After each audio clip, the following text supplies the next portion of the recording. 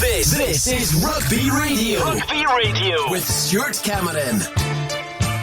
Hello and welcome to Rugby Radio. It's a brand new season, and today we start our season's coverage down at the Greenyards with one of 5 Premiership matches happening this afternoon. And without further ado, let's cross over to Melrose, where our commentary team is Scott Tomlinson and Robin Purdie. And Robin's already in position for the 3 o'clock kickoff. Good afternoon, Robin. Good afternoon, Stuart. Yeah, back for another season, eh? 15's rugby. Back for another season. Feels like we've never been away from. It feels like yesterday we were here in this very commentary position, Melrose Sevens, tail end of May, but no, here we are, and it's a decent day for an afternoon rugby as well. And saying that, the rain's just starting to spit, but there's not a breath of wind, and as we know, this is a fast surface, and there's been some decent stuff on show already this afternoon. Air 2s and Melrose 2s are going at it at the moment. It's a bit of deja vu, isn't it? Because we started last season's coverage with the same game at the Greenyards between the same 2 teams, and last year HERIOT'S were hot favourites, won comfortably. But this is a very different HERIOT'S side now, isn't it? A much stronger Melrose team. So today, I think it's going to be a lot closer. Oh, I completely agree, Stuart. When we were here last year, there was absolutely a sense of it being, the biggest free hit for Melrose imaginable. HERIOT'S were coming back from Super Series, and they were loaded. Melrose were really under strength that day as well, so we kind of envisaged a cricket score, if we're being honest. That didn't transpire, albeit HERIOT'S won, but yeah, there's a different sense around the place today. Melrose, as you say, much stronger nowadays, and HERIOT'S have lost a number of players as well, so many people tipping Melrose for a narrow win here today. And we're back to 10-team leagues again, right across the Premiership and the 4 national leagues. Of course, the national leagues join us next week. Today, it's all about the Premiership and the 5 games going on. It is, and I think everybody's in agreement. For once, everybody's in agreement that 10 teams in the league is the way to go. And I think there's just a sense that among people I've spoken to, coaches that I've spoken to, that this is definitely the right thing to do. So lots of changes in squads for this season, so we're not really going to get the clear picture to how these teams will be blending. But one thing we can say is that Ayr and Currie are probably 2 clubs who have probably got the more settled squads than anyone else, and I would say both of them early favourites. I would say so. Stuart, HERIOT'S and Watsonians both finished above Currie last season in the table. The top 4, of course, heading into the playoffs. But yeah, Watsonians have lost the likes of Baggett, the likes of Osley, and HERIOT'S have lost a number of players. The likes of Rory Leishman, they've not lost him, but he's out today. Wallace is out. Jason Hill's no longer around. St John Broad, Michael Linus, to name but a few. So yeah, there's a very different look about the HERIOT'S team today, and I think they're pinning a lot of their hopes for this season on some of the very promising young players that are coming through. Well, you've been talking to the 2 head coaches this afternoon. That's Bob McKillop of HERIOT'S, and first of all, let's hear your chat with Melrose boss Scott White. So Scott, it's deja vu, same as last season. Here we are at Melrose v HERIOT'S opening day, but looking at the teams today, Scott, you're not the massive underdogs that you were back then. It's been a good pre-season. We've got a good mix, but I don't think you can ever write a HERIOT'S team off. They've got, obviously, speaking of Stuart Edwards there just before, and he's talking up a couple of young boys like Callum Jessup and that. So the problem is it's a bit the unknown again. Last year, as Bob McKillop says, it was Super 6 to Premiership. This year it's kind of new recruits and youngsters stepping up. So we're just watching the 2s here, and you've got Dan King and Thomas Glendinning on the 2s team. Yeah. So the young boys at HERIOT'S are obviously no mugs. And how's pre-season been? You had comfortable wins on the face of it, and comfortable wins against Peebles and Jed, while HERIOT'S arguably a wee bit harder in wins over Watsonians and Tyndale. Is there a danger that they're a wee bit more battle-hardened? Well, you could say that. I think it's been great. We've went after, Peebles Sevens, obviously the Sevens boys backed up the success of last year and going up to Peebles and winning, beating Kelso in a tough final.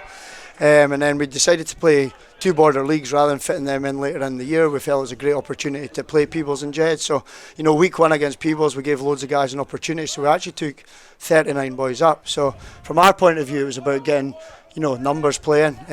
So we tiered that. So we started with the Storm guys first third, if you like, and then built up to what would be our first 15. And then last week, obviously, it was difficult in terms of, you feel for Jed a wee bit in terms of, new coaches went in there a couple of weeks ago, and I think they're still trying to kind of patch it together, if you like. But, it's still difficult to score 81 points, and a lot of teams could switch off then. And I think the mentality of the Melrose players probably would have in the past. But I think there was a real ruthlessness there and then edge to, keep going, which is that's really positive. But there's no getting away from it, Robin. I mean, this will be a different cup of tea today. The club as a whole, Scott, looks to be a pretty good place at the moment, probably more so than any time in the last few years. What do you put that down to? No, I mean, look, I think Chegg and Dougie Crawford have had a huge impact in that. In terms of Dougie coming in as general manager, I think that's vibrant. He's going after the kind of sponsors, the kind of making the club busy on the day. We've split up into certain different committees. So we've got the rugby board, we've got obviously the CEO group, but so there's a few groups, and there's an entertainments group, so we're going after it, especially at home games. We've had a full day of rugby here this morning. We've had the under 15s, we've had Jed, Kelso and Peebles across, and then the under 16s have just played Stirling County, and then the twos games on before it. So we're trying to make the most of it. I dare say you could probably go down the route, you're kind of New Zealand, Australia. Yep. It's fine this time of year, of course, people will come out, maybe not so much in the winter, but yeah, look, it's vibrant. We've got good numbers across the age groups, and we've got competition at first 15 as well, which is excellent. And when we spoke this time last year, it was very much a case, you said, almost stay up at all costs. But I'm guessing the aspirations for this season are a wee bit more lofty. Yeah, I think so. I mean, people have got a year's experience. A lot of guys hadn't played Premiership rugby. They know exactly what it's after. I mean, I'll be brutally honest. We've set top four as our, we want to win the Border League first and foremost. I think that's really important. If you win the Border League, you've actually probably done pretty well in the Premiership, because you've got the 4 other clubs. And that's one area that we're going to go after pretty hard. I mean, we only won 1 game out of 6 last year against Border opposition. So we've identified that as a real kind of weakness of ours. But look, we've targeted top 4. And I dare say you take it week by week. But I mean, the ambitious goal of the club this year is to end up in the playoffs. And give us a bit of an insight into some of the acquisitions, in the squad today, like Finn Douglas, Rue Campbell, Sam Rainey, Stuart Kirk. Yeah, I think, look, Rue and Finn are a wee bit different. They've obviously been here before. I think Rudy was at the age, he's come back from Hong Kong, he's decided he wants to play with pals, so he's really pally like Ben McLean and that. So he's made a decision to come back to his home club, which is, hopefully you see that transition on the pitch, but he's been really good in and around the line out stuff, a lot of detail, and he's obviously really good in the loose. And then someone like Finn obviously is a big coup for us. He's actually back home after being a pro in France last year, decided it wasn't for him, so he's set up in his kind of employment career now. So it's just great to have a proper X-factor guy out in the wing with some wheels. And then Stuart and Sam, they've actually relocated, so they both played at Dundee together, and they've actually relocated down here for work. So Stuart's a dentist up in Gala, and Sam's got a primary school job out at Dun, so they've got a flat in St Boswell. So that's just by opportunity really more than anything. And Sam Derrick, Don Crawford, that must feel like new signings, even though they've been around the place for a long time. Brilliant. And I mean, you could probably put Paddy Anderson in there as well, but Paddy picked up a niggle at Peebles, and you've got Tam Brown out here as well. So the 4 of them are essentially like new signings, as you say. Tam played about 2 games for the first and then done his shoulder, and the other 3 never played at all. So I mean, essentially it's, you're adding quality into there without signing anybody. And lastly, Scott, first game of the season is now the ideal time to play Heriots? I mean, yes, because Heriots, when they get up and running, they get in the rugby, they're really, really dangerous, and they're a top quality outfit. And I think it's probably best to get anybody week 1, but then you've got to look at yourselves and you've got to be good as well. So as you say, basics, we're trying to put a big focus on line speed and try and take their space. You give Heriots space on ball, they're really, really dangerous. They've got speed out wide. They've signed young Rory Brogan. We know what he's capable of in the circuit. You look at their twos here, they're chucking the ball side to side. So I think we've got to look at ourselves, and if we get the basics right, as I said, through the week, I'm sure we'll be in the game. So Bob, here we are again, first game of the season at the Greenyards like last year. How's pre-season been for Heriots? Felt like last season never ended, to be honest. No, it's gone well. I think we've got a lot of new youngsters in the team, which has made pre-season exciting definitely for them, I hope, but certainly for the coaching team as well. Last year just felt a little bit of inheriting a Super 6 team and trying to keep them all happy. This has felt more like a traditional club pre-season. So yeah, it's been exciting, it's been enjoyable. And last season you were beaten in the playoff semi-final by Watsonians. Has the hurt from that defeat been erased from the memory, or are you going to try and harness it for motivation this season? I don't think we'll use that for motivation. I think there's been enough changes in the squad. Look, we were disappointed in the day, but maybe on another day we can talk about the playoffs and whether we should actually have them in Scottish Club Rugby, or do they just get in the way of sevens and things that players really want to do. No, that won't be our motivating factor this year. One thing that disappointed me last year was we probably became a little bit of a one-trick pony side towards the end of the season. Big solid set piece, great scrum, driving line out. Watsonians unpicked our line out, so it's more the technical hurt, I think, from losing that line out battle to Finlay Gillis a couple of times last season. So we're excited and motivated to try and broaden out the way we play rather than by any results.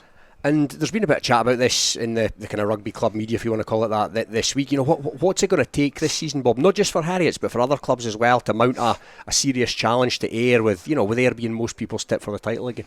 Yeah, I mean, look, they're going to be the front runners. You look at their team for today, and it's business as usual from the last few Super 6 tournaments. So I think what's brilliant about this year, looking at your own predictions from yesterday, the other top 4 teams from last year, you're predicting them all to lose. And I think that's brilliant because A, it helps me motivate my team, but B, last year the league just became so predictable, and it was miserable for players sometimes knowing I can turn up this week and play badly and we'll be 40 points up at half time, and the next week you're playing a semi-pro team like Ayr. So I think the league's going to be much more exciting this year. We're down to 10 teams, which I think is good as well. And well, you touched upon that. Looking at your squad today, it's got a bit of a different look to last season. Give us a bit of an overview as to the changes in personnel over the summer. Yeah, so there's a lot of them. I mean, look, we're sad to see some of the old faces go, but they've gone for the best of reasons. So 2 or 3 retirements: Ross Jones, Michael Linus, Chris Keane. Wonderful players and just fantastic people and good friends. But they've gone to retirement because they've given the club everything they've got. Stuart, St John Broad and Jamie Campbell have gone for professional contracts down south. Again, it's another good reason for them to go. And we've lost another couple of guys for career reasons. We've not lost anyone to another club, which is something we're quite proud of. But the exciting bit's the youngsters that have come in. So you'll see today at fullback Callum Jessup. He's 17 years old. We played a strong Watsons and Tynedale teams in warm-ups, and he's barely put a foot wrong. I hope I'm not putting a hex on him today.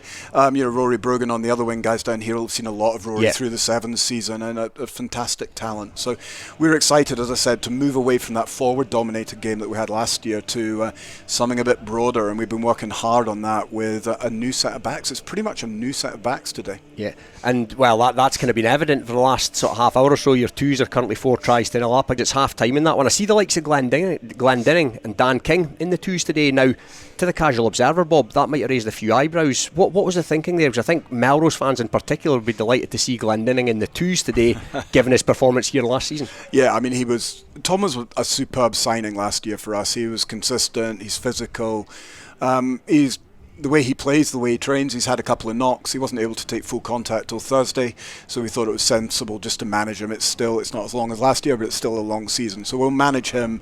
Dan has been in Japan, Australia, and God knows where else over the summer. Nice. So we're trying to manage his body back into shape as well. So we are blessed, and we talked about this as we came up the stairs. We've got a good big squad, so I think we can afford to make these decisions, but there's no arrogance there. As I say, Callum Jessup's playing at fullback and he's been outstanding. Rory Brogan's on one wing, and Cammy Meagher, who was injured all of last year, Melrose boy, he's on the other wing. So there's no arrogance in those decisions. We've picked the best team for today. And lastly, Bob, in what facets of the game we'll see you beat Melrose today? Energy and enthusiasm. I think you come down to anywhere in the borders and you do get that level of energy and enthusiasm. Melrose are a fantastic Sevens team, best Sevens team in Scotland at the moment. They bring those skills and that energy and that first day of the season excitement. So we're going to have to match that. We've spoken about it inside. We've got to match them for energy and enthusiasm. And I think that's probably the one thing we didn't do last year. And let's not forget last year, we came one interception away from tying or losing the game. So we're expecting a very tough game. Well, we wish you all the best for it today, Bob, and for the season as a whole. Thank you. Thank you very much. Bob McKillop, head coach of HERIOT'S, and before him the thoughts of Melrose co-head coach Scott White. Well, looking at the other games on today, all in the Premiership. Hoyker at home to newly promoted GHA. Kelso, they're on the road at Mireside to take on Watsonians, looking for their 3rd win in a row against the playoff finalists. The Bill McLaren Shield up for grabs as well. So a lot of deja vu going on there.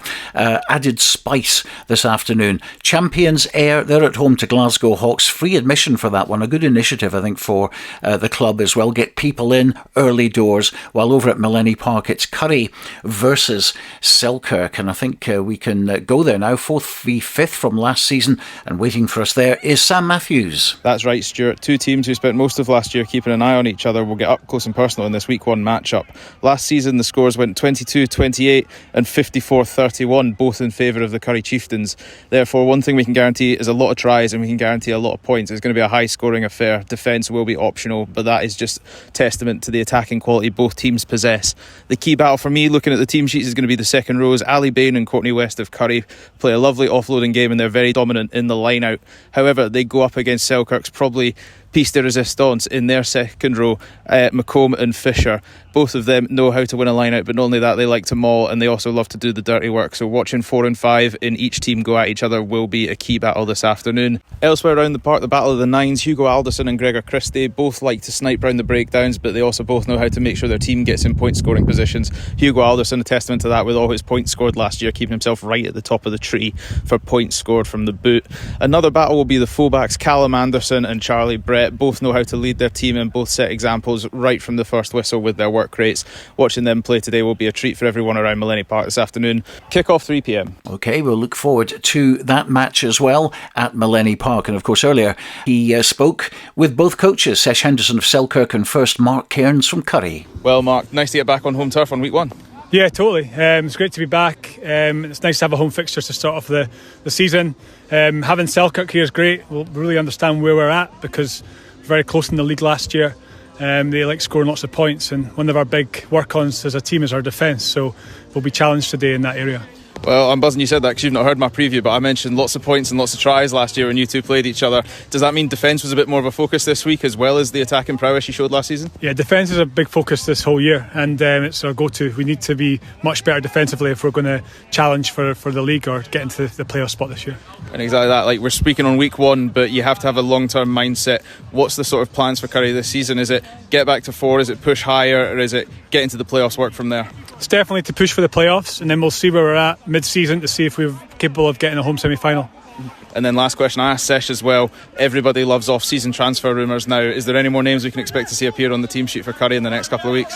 No, but Ed Hasdall's just rocked back from Australia on Thursday, and Alex Harley, our 10's, coming back in a week's time, so it'd be good to have those boys back in the mix. They're as good as new signings to me, so all the best today. Cheers, Mark. Okay, cheers. Well, Sesh, talking's done, recruitment's done, back on pitch side, happy to be going again? Yeah, we're excited. It's a big tough shift coming to Edinburgh.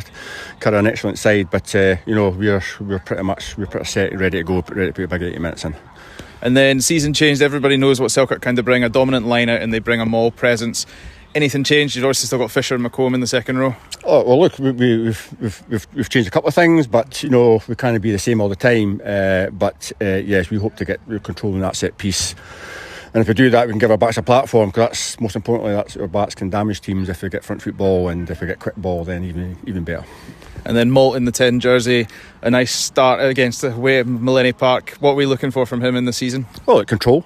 That's what he's here for. To control the game for us, communicate the game for us, and but we've got to help him as well. We've got to get that platform for him so he can then do what he needs to do. And look, that's what we're trying to do today.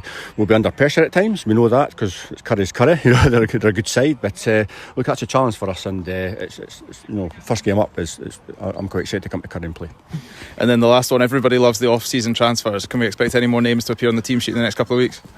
We've got Dylan coming back, who played last year, and we've got Maurice Clementson, who's played for West Harbour Pirates. He's got to come. He's a utility back just to come into the mix and put some pressure on other boys, fight for his place. So he's coming over. They'll come over next week. That's Sam Matthews talking to Sesh Henderson, the head coach of Selkirk, and before that Mark Cairns of Currie. Well, this is Rugby Radio. Coming up at 3 o'clock, full commentary from the Green Yards of Melrose versus Heriot'S. We'll be returning there very shortly, but let's get a bit more information from the other games today. Ayr, they're at home to Glasgow Hawks, bit of a derby there. We can hear from the new Hawks coach Phil Smith, formerly the man in charge at Heriot'S, and first Ayr head coach Grant Anderson. We've had a really positive pre-season, which started with just a general discussion with the boys about where we felt we were as a group, how last season went, which we know was successful, but beneath the surface, what we felt we could improve on. I was really pretty clear that there's no way we could have any kind of complacency whatsoever. And in my mind, if you're not moving forward, you're moving backwards. So we were pretty honest about what we're looking for from pre-season and the season as a whole. We set our targets, and I think the boys have really bought into pushing our game on and trying to elevate our performances ultimately. Even times last year, there was times during games where we'd won the game, maybe switched off a little bit, and we weren't in a position to execute a variety of different options maybe due to our fitness or our decision making or our mentality or just other different reasons. So we've worked a lot on all of those factors over pre-season, and we're really trying to push the level that we're able to operate at. We've got Ayr this weekend in the opener for the season, which is exciting news for another new crop of Hawks players. Regarding selection and sort of our team at the moment, we're a little bit short as far as frontline personnel, just due to injuries and unavailabilities. I'm probably down to maybe the start of the season coming a little bit forward. However, that's for everybody. In respect of preparation, the boys are basically ready to go. We're very excited, and hopefully we can give the boys a good crack, take it on the league champions, and then set us up for the rest of the season. Phil Smith from Glasgow Hawks now starting a new season in charge of them, and before that Grant Anderson, the ever-present at Ayr, head coach for another season. Well, Hawick are at home to GHA today. GHA were unbeaten last year and winning National 1. Callum Forrester in charge at Bradham again this season. We'll hear from him shortly, but first a word from Hawick boss Graham Hogg. First home game of the season. We're really looking forward to starting our campaign off at home at Mansfield Park against a newly promoted GHA team.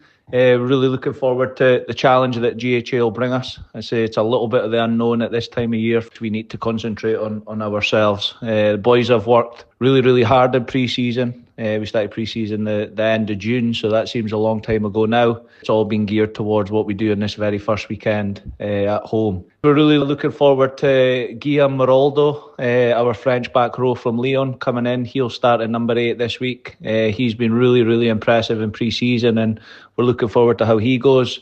And there's obviously been an influx of Hawick Youth under-18 players moving up to senior rugby this year. I think the Hawick squad old, we really hang our hat on the conveyor belt of talent coming through. So really looking forward to seeing boys like Connor McLeod, Mikey Swales, Connor Crawley, Luke Scott.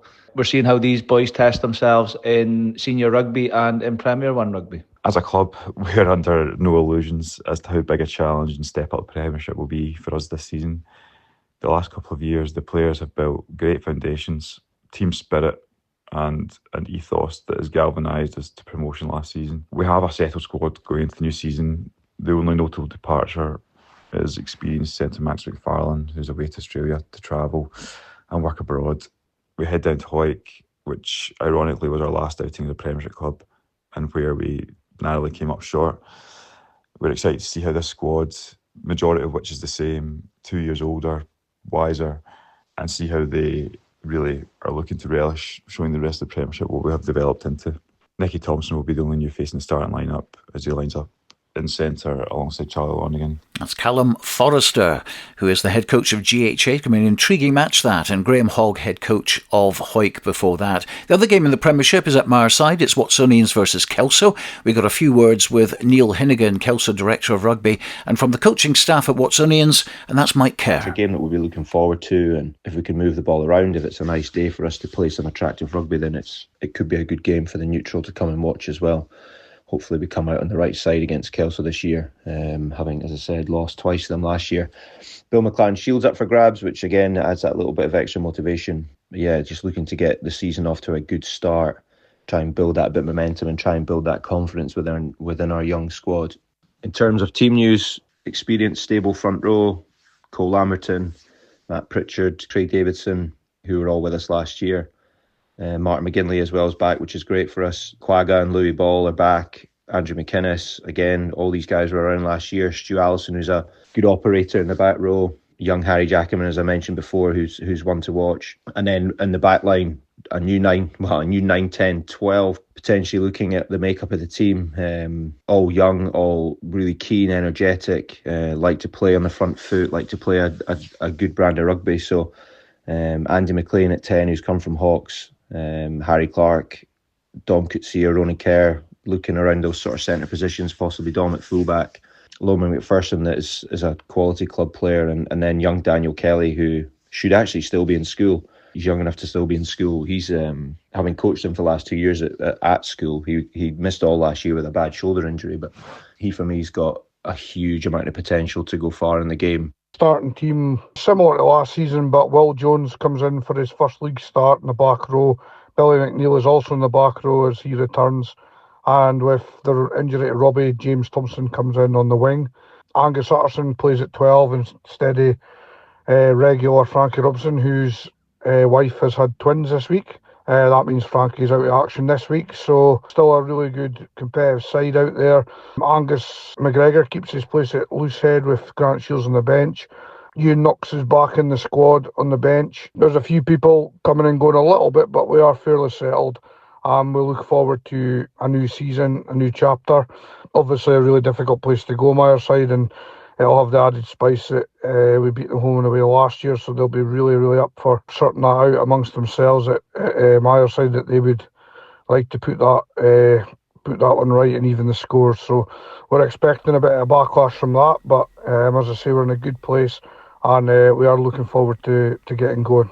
Director of Rugby at Kelso, Neil Hinnigan. Before that, Mike Kerr from Watsonians. Well, we're on air till 5 o'clock this afternoon. This season, we're bringing you another programme at 7 o'clock. Rugby Roundup will bring you chat from players and coaches and the full results and tables from the day's games. So make a date, 7 o'clock every Saturday. And of course, we'll be covering all top 3 divisions in Scottish club rugby. Also, a word about our Scottish Club Rugby podcast, which you can hear every Friday with Robin Purdie and myself, plus guests previewing the weekend's games. All programmes available at our website rugbyradio.co.uk and also at YouTube. After the break, we're back to Melrose for live commentary from Melrose versus Heriots from the Greenyards. This is Rugby Radio. Rugby Radio. If you're hearing this, then so could your customers.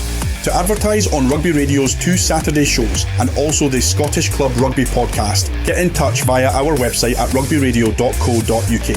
Advertising and sponsorship packages are available for the whole season or on a monthly basis. Help support what we do to promote club rugby in Scotland using our contact page at rugbyradio.co.uk. Based in Galashiels but covering the whole region and beyond, Borders Mortgage Hub is your one-stop shop for all things mortgage related in the Borders. Visit us at bordersmortgagehub.com or call us on 01896 807 008. That's 01896 807 008. Borders Mortgage Hub. Mortgages for the Borders in the Borders. Borders Mortgage Hub.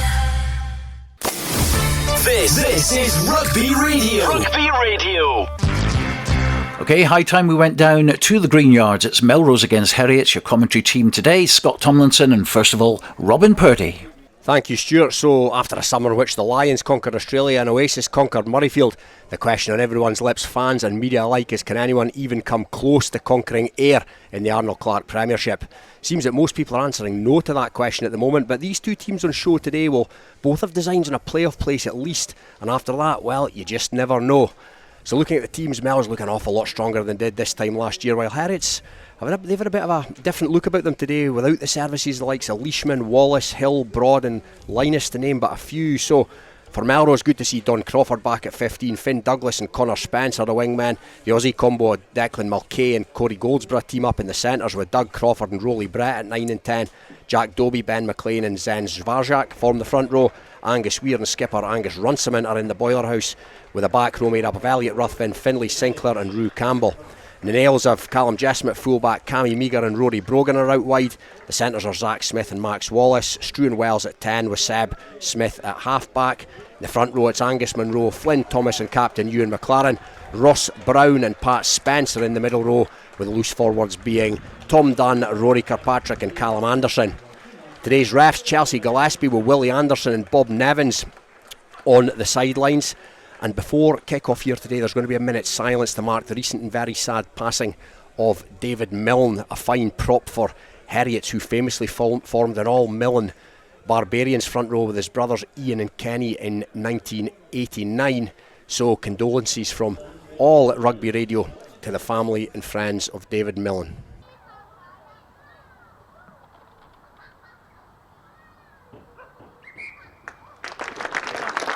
Perfectly observed minute's silence there, as you would imagine. And alongside me this afternoon is a man that can give insight from all the points of view over 300 games as a player, as well as having been a head coach at this level and a referee. It's Scott Tomlinson. So Scott, this fixture in open day last season was a free hit for Melrose, but it's got a different look about it today. Yeah, it certainly has, Robin. Good afternoon, and thoroughly looking forward to this. Both sets of players and new strips. a new season and ready to go. Both teams really full of optimism for today, and it should be an absolute cracker. Yeah, weather conditions absolutely perfect for late summer's running rugby. It's warm enough without being stifling, not a breath of wind, and it's going to be Heriot's to kick us off. They're going to attack the scoreboard end in their traditional navy and white stripes, hoops rather, and it's kicked off and it's taken in by Elliot Ruthven in the Melrose 22. First to set it up, Zvarzak in there for support. Doug Crawford at the base. He gives it to Dobie, first trundle of the season for the ex-Southern Knight. Still within the 22. Chelsea Gillespie shouting some instructions there. And there's a Heriot's player in and around it, but he's taken out in the box. First box kick of the afternoon goes up by Doug Crawford, and it's a high hanger, and they're underneath it. Connor Spence has done well, and he's palmed that back into the grateful hands of Angus Weir. So Melrose with a chance to go here from within their own half. Mulcahy playing with 12 on his back today.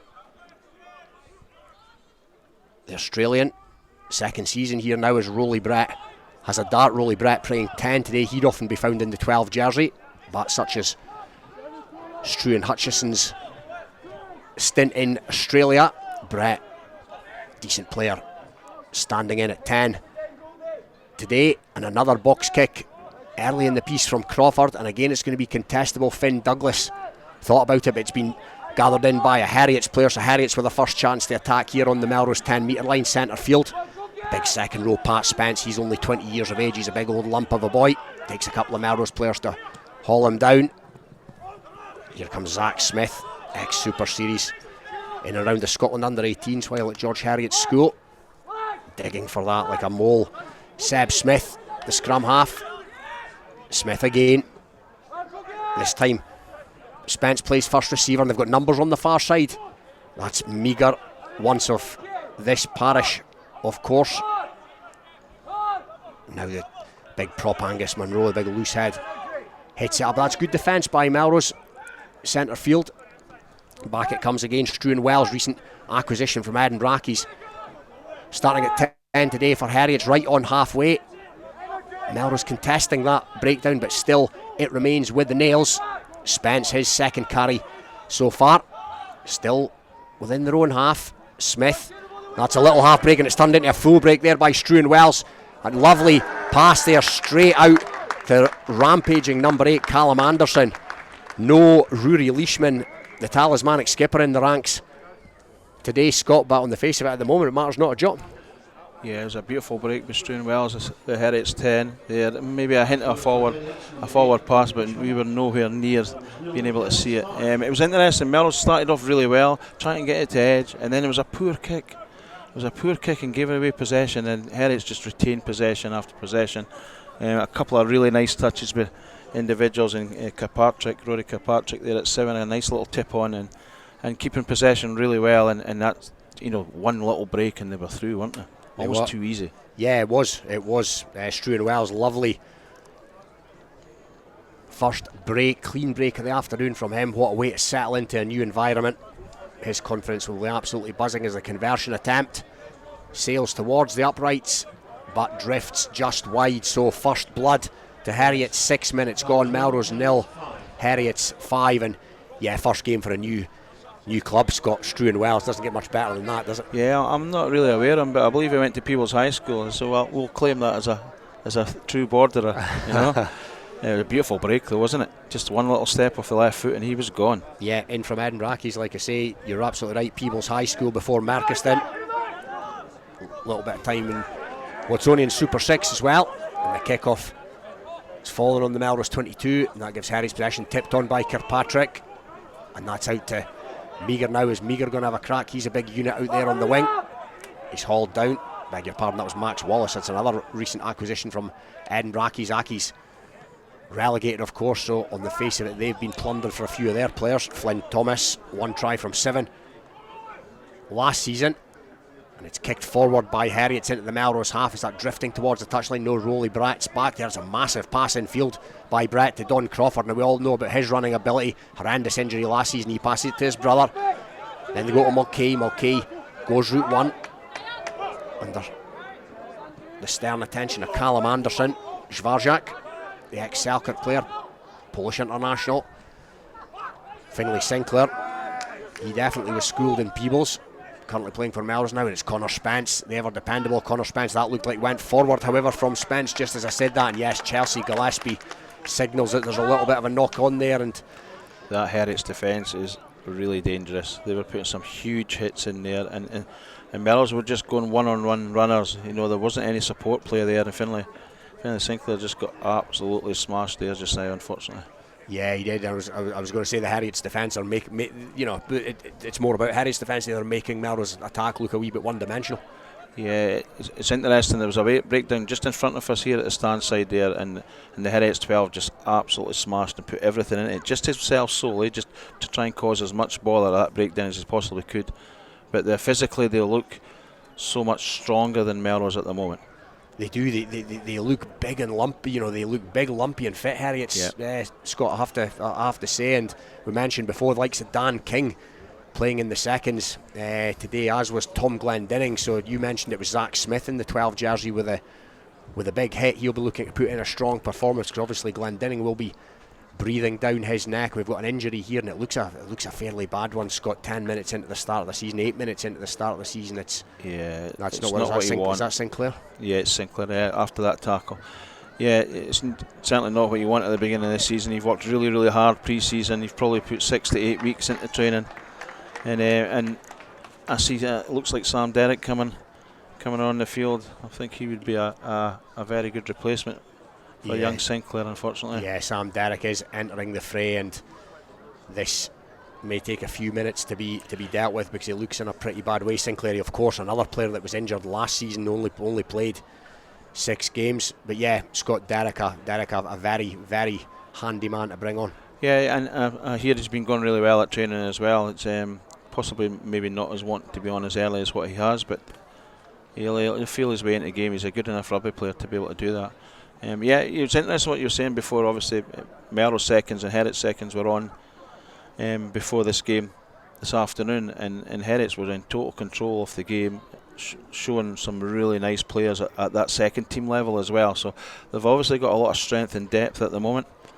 And as you say, you've got certain players are playing in seconds today that should really be first team players. It just shows you that depth that they've got. So an ominous start, maybe possibly for Melrose. Yeah, it was quite interesting. You're right. The second team game, and I have to say, it's great to see second team games, happening before first team games. And there was under 15s and under 16s and younger kids here. It's been on the go since 9:30 this morning here at the Green Yards. But yeah, we discussed it. We watched some of the second team game, and we were both in agreement that Melrose looked like they had quite a strong second team on paper, but it looked men against boys at times. Yeah, I think with Melrose acquisitions this year, there's 9 new players came in, including and then you've got the Wasps players on top of that. So there's been a fair bit of structure been brought in by Scott and Chiz this summer to try and bring some more strength into the Melrose team. So that pushed down to the seconds for that game today.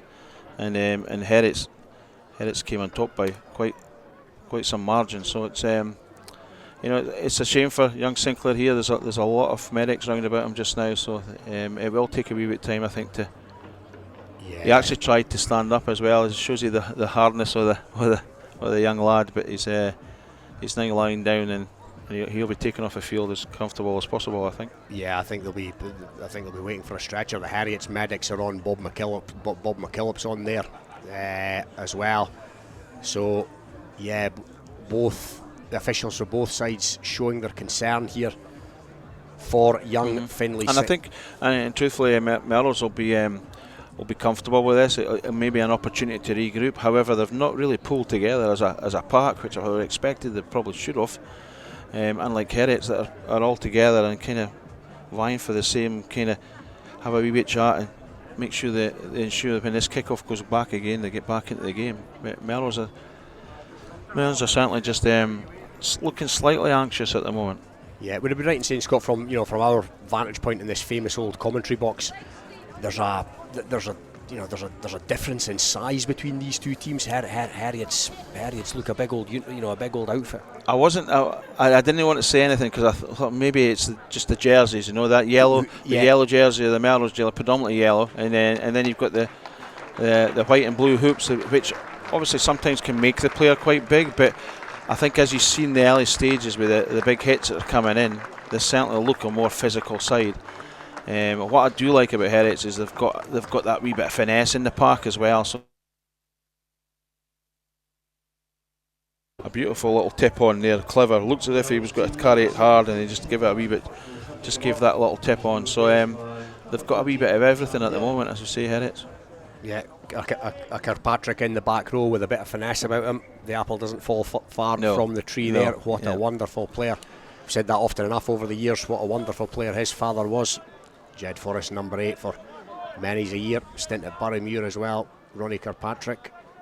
Now, good to see Sinclair leaving the field. He'll receive the best of medical care, and it's going to be back underway here with a HERIOT scrum.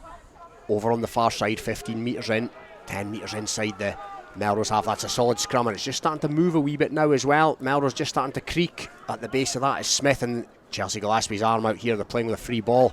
HERIOT'S, and that's an intricate move, and it's a nice move at that. And Rory Brogan's off and running now. Brogan, it's a 1-2 to Meagher.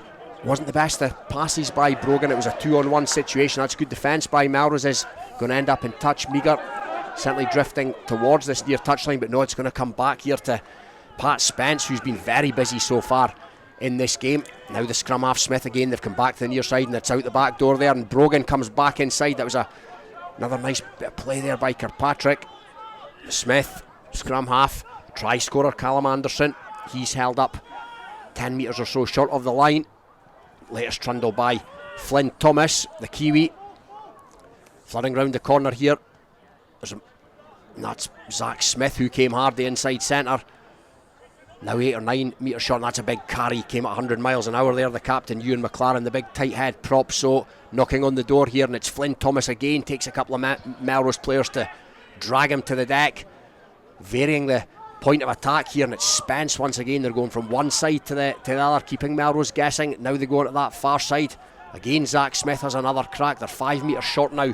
HERIOT'S has been a very composed passage of play, and it's again the props involved, heavily involved. They're now within 5 metres of the promised land.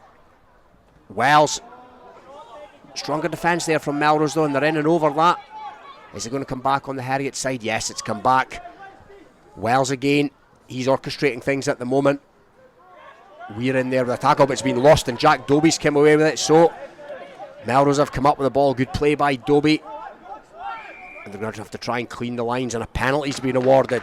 Yeah, well played, Melrose. Yeah, good defence. Decent defence in the end, and all the HERIOT'S huff and puff comes to nothing, but they're looking pretty well drilled so far, Scott. Yeah, this look new, very, this very new well HERIOT'S outfit. Yeah, there's a real opportunity. They broke him down with a beautiful play in the backs there, and it was just a poor 2-on-1 decision that was made that cost HERIOT'S there, but they kept the ball really well, looked very well organised. It was probably a wrong call for Stuart Wells, who he went into contact himself, but young Angus Weir done really well and stripped him of the ball, and it's good defence.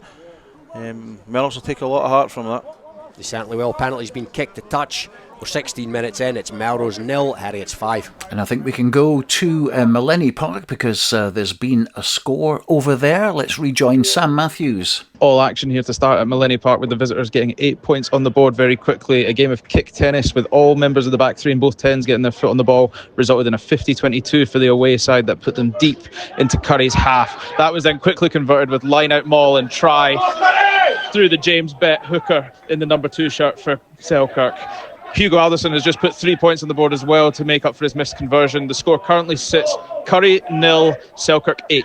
And over at Marside, it's Watsonian 7, Kelso 3. Let's return to Melrose. Yeah, the man to my left that's played 300 odd games for Selkirk has a wry smile on his face at the moment, but he's long enough in the tooth to know that there's plenty of time left to go.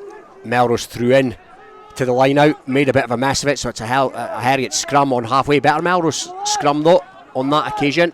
It's a missed pass out there to Zach Smith. Crowd calling for crossing, Melrose players calling for crossing, and it matters not because it's drifted out into touch on that far side, and They look very dangerous on edge.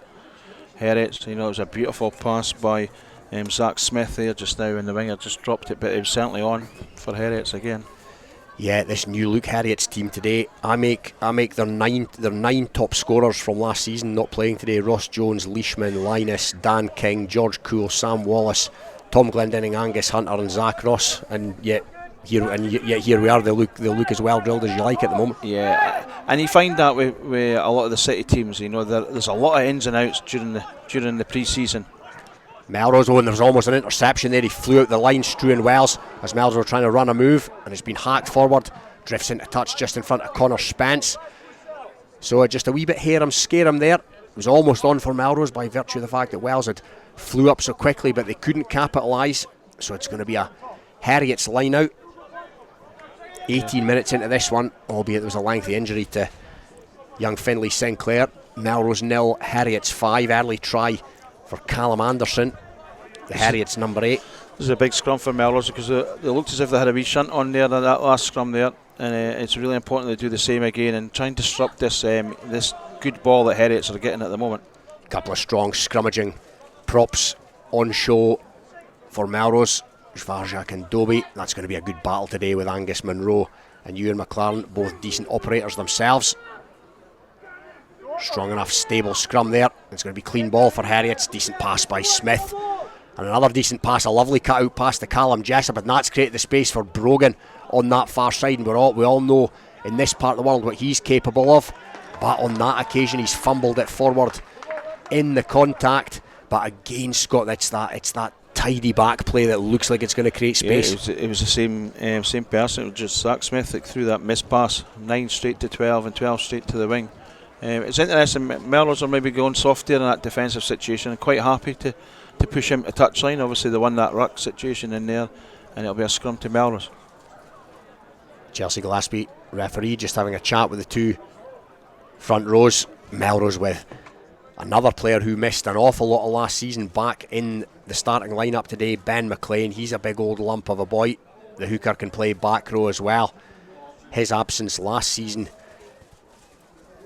allowed Logan Kirk to transform himself into a Premiership operator, but Kirk is on the bench today. Ben McLean back between the two props as we just await this scrum to be set.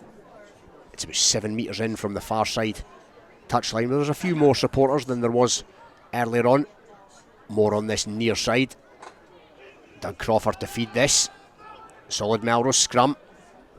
Rue Campbell at the back of it, but Crawford fires it out to Brett, who goes to Goldsborough. He's got his countryman on the wrap around, and here comes Finn Douglas, but it was a poor pass in all honesty from Finn Douglas to his fellow winger Connor Spence, and it's flew straight out into touch just below our vantage point here above the stand at the Green Yards. So it's going to be a Heriots line out, and that's cheap concession of possession, Scott. Yeah, it's at the moment for Melrose it's a game full of mistakes at present, at a time where all you want to do is just get the ball in your hands and create some phases of play. It's quite interesting that both 3 or 4 times now they've tried to go to the edge as quickly as they possibly can. Well done, Rue Campbell. Yeah, Rue Campbell's won that line out for Melrose. It was a Heriots throw-in, so here come Melrose again through Goldsborough, and Goldsborough's got his full-back. That's Don Crawford, and he's gone through like a hot knife through batter. Now will he pick the right pass? Crawford, he goes to Finn Douglas, who cuts back in field over the 22. Douglas, he's got Mulcahy for support. They've got numbers on this near side, Melrose. Ben McLean trucks it up into the heavy traffic. Still got it though, and they go down the narrow side this time. Crawford again thinks he senses space. Don Crawford, and it's slam shot in his face, so his brother picks it up and feeds it out to the captain, Runciman. Up and into the 22 now, Melrose, and it's Doug Crawford again, this time to Dobie. A little bit of dancing footwork by the prop, and he's nicked another couple of metres. Doug Crawford again. Crawford sees the space, and Crawford's gone here. Crawford towards the line. Is he over the line? Dots it down, and Chelsea Gillespie's hand is in the air. Doug Crawford with the first Melrose try of the season, made by his brother. Yeah, it was a beautiful break, wasn't it, with Donald Crawford, and caused by a turnover. They won the line out and got it wide straight away, and Donald Crawford came right onto the line with real pace and made a big difference. Beautiful offload to Douglas, and his brother continues on that sevens vein where he loves a little snipe and run. Very good scrum half round about the fringes. Beautiful try by Doug Crawford. Yeah, it certainly was. Classic scrum half try from Doug Crawford. First this season, 4 from 15 last season is Rolly Brett's left-footed conversion. And through the posts at Sale, so all of a sudden Melrose back in the lead here at the Greenyards by 7 points to 5. And elsewhere, it's Ayr 7, Glasgow Hawks 7. Luca Bardelli getting on the score sheet for Ayr early on, but Glasgow Hawks just over for a try. Curry have got a try. DJ Ennis going over. It's now Curry 7, Selkirk 8. James Bett, of course, scoring the first try for Selkirk, not converted by Hugo Alderson, but he did add a penalty later on. At Mansfield Park, it's Hawick 13, GHA 5. That's a later score. Melrose 7, Heriots 5, as we've just heard, and Watsonian 7, Kelso 10. Dwayne Patterson going in for a try there, and Scott Robeson's just gone over for a try for Curry, so it's currently Curry 12, Selkirk 8 as we head back to the Greenyards. Kicked off by Heriots and taken in by Melrose. They're just outside the 22 at the moment. Another box kick by Doug Crawford. It's going a wee bit further this time. It's going to be taken comfortably by Wells. Wells fires out to the 17-year-old fullback Callum Jessup, and Jessup sees a little bit of space. That's a lovely pass by Jessup to Rory Brogan. Is Rory Brogan going to go all the way on the outside? No, that's good defence in the end by Finn Douglas. Got back to him, but Heriots in the ascendancy here. Did that go forward? No, the referee signals that it went backwards from Ross Brown.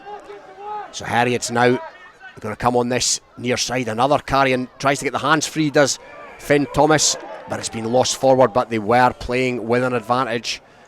The penalty's going to come as Chelsea Gillespie heads over towards the far side. Where's this going to be? 5 metres in And from touch. You've seen one small glimpse of why Stuart Edwards would like Callum Jessup to be brought into the Heriots team as a 17-year-old, didn't he? A beautiful outside line break there. Absolutely beautiful. It was a lovely offload as well. He drew the last defender, found Rory Brogan, and Finn Douglas. Brogan still had work to do, but Douglas did well to get back to him and scrag him by the back of the jersey. Heriots have kicked this, as you'd imagine, into the corner. So will we see the first rolling wall try of the season here? They're 6 or 7 metres out, Heriots, and they've done the first part. It's been taken in by the man that runs the line out, Pat Spence, and they're trying to bash their way forward here. They're up towards the line. It's been hauled down by Melrose, legally so, and held up as well.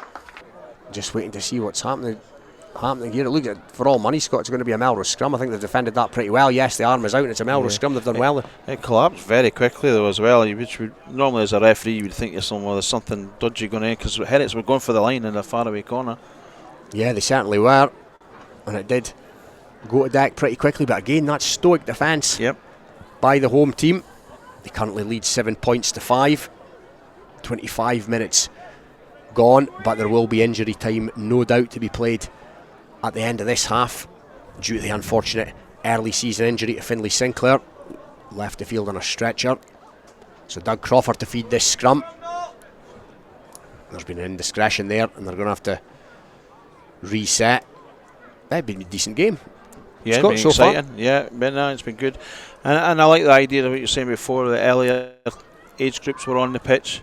That 3G gives you that advantage to be able to do that. No matter, it's the summertime just now, but even in the winter season, you'll be able to do those sort of things, and it encourages kids to come down and watch the senior players, and brings the crowd down, obviously. So no, it's been a good 25 minutes. It has. They've got the barbecue on the go here, Melrose, the outdoor bar as well. So certainly trying to do things to fill the coffers. Campbell picks that up, and that's a really good carry by Mulcahy. Strong stuff from the Aussie inside centre.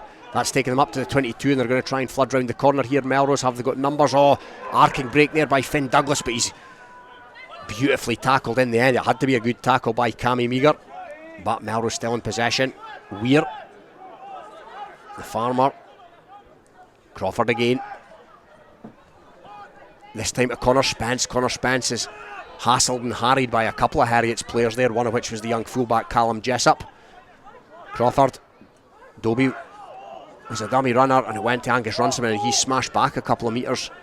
The hard-working Melrose captain, and another left-footed box kick, and this time Connor Spence gets underneath it, but it's came back and it's bounced into the hands of Meagher. Was that knocked on by Meagher? No, the referee seems happy enough. So Heriots now in possession, just inside the Melrose 10-metre line. That's Tom Dunn. He only played once for the Nails last season. Smith to Wells, who's made a decent start. They're going to try and run one here again, and again it's this youngster Callum Jessup. He looks really dangerous, but he's taken to ground just outside the 10 metre line again. Smith to Flynn, 6 or 7 carries for the hooker so far in this game. He's been busy, as has this man Pat Spence, another willing worker for the man in navy and white, and that's a decent offload to the onrushing Tom Dunn as well. So multi-phase stuff here from Heriot's. Max Wallace, the man that's come over in the summer, made the short hop over from Ed Rockies, but that's been brilliantly won. Intelligent play there by Rory Campbell, a proven operator at this level. Another that's come from Ed Rockies via Hong Kong, of course. Now Don Crawford, and they've got numbers on the far side here, and here's the pace man Finn Douglas for Melrose up the far side, and he's hacked it forward. There's a foot race on here, the bounce of a ball, Douglas gathers it and touches it down. The bounce of a rugby ball evaded the Heriot's defenders. You had it all to do, Scott, Finn Douglas, but you pays your money and you... Yeah, crack and try, and it helps if you've got loads and loads of gas. Well, it certainly does, yes. And the bounce of the ball got it. What's interesting was that's 3 or 4 times now Melrose, and on transition or turnover ball, Melrose have looked really strong, and Heriot's have been slow to try and reorganise and get their defence right. Thoroughly deserved, to be fair, because they took their chance. They had a go, taking it wide, and young Douglas, beautiful little kick and a nice bounce for him right into his hands. Yeah, he haired up that far side, the cover got across, so he grubbered it through. The bounce caused carnage in the Heriot's rear guard as we wait this Rolly Brett conversion. Not an easy kick, 7 or 8 metres in from the touchline. Decent enough strike. Oh, and it's hit the post and come back out, so it remains 12 points to 5 in favour of the home team, and a decent intervention in all of that as well, Scott, from Rue Campbell. He won a Heriot's line out earlier on. That was intelligent play to come through and snaffle the ball from the away team, and that's where it all stemmed from. I think he got a crack in the ribs at the same time, but he got that turnover, and the transition was really good, which Scott White and Ian Chisholm will be delighted about. And it's really been a first half of Melrose making mistakes and Heriot's going really hard at the line. And so Melrose will be delighted to be their noses in front now. Yeah, they will. And that kick-off's been caught by Ruthven, who evaded the first man, hauled down by the second. And a penalty's been awarded to Heriot's, though, holding on by the looks of things. This is just outside the 22, 10 metres in from touch, so you'd imagine Struan Wells will put this as far down out in the corner as he can send it, and he's done exactly that.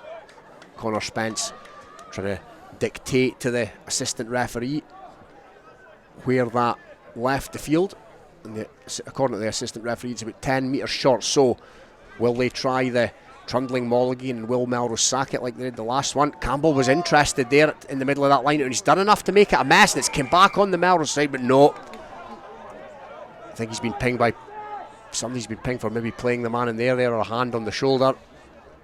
Penalty's been awarded to Heriot's, but again, almost more good work by Campbell. Not the same type of player, number 8, as Blair McPherson or Hasdall or Rory Leishman, but he offers you something very different, and that's rugby intellect. Yeah, he's a very good sevens player as well, and it's interesting, he's doing a lot of the speaking as well. He seems to be one of the leaders within that park as well, so it's a great signing for Melrose this year. Yeah, local lad, but they've won the line out, Heriot's, and they're taking it at the tail. They're going to try and bash this one up towards the line, and it's moving in that general direction. Melrose have halted it slightly, but it looks to be under Heriot's control here, up towards the line, over the line. Oh, held up, says the referee, much to the delight of the Melrose subs who were in and amongst it. That's an opportunity squandered by Heriot's. Yeah, it is, because it almost seemed too easy. They were trudging towards the line, so fair play to Melrose. Great defence, and Heriot's will be disappointed in that there. Yeah, the opportunity's definitely gone a begging there. That had 5 points written all over it. They really should have scored that. Remains. I think Ben McLean was on ball, to be fair to him. It was him that was doing all the hard graft and got his still underneath that ball. Yeah, good work by the Melrose hooker. Saved one for his team there, as Brett puts his left foot through, and it's heading towards the touchline, but Cammy Meagher managed to scamper back and claw out there. Max Wallace now, the outside centre. He takes it up and over the Melrose 10 metre line, so they're going to come again here, Heriot's. The youngster Jessup hit hard on that occasion though. But they're going to keep the ball. The tempo's fallen off of Heriots, to be fair to them. They It look has. tired. Yeah, it has dropped a wee bit, Scott. You're Yeah. absolutely right. And they're going to...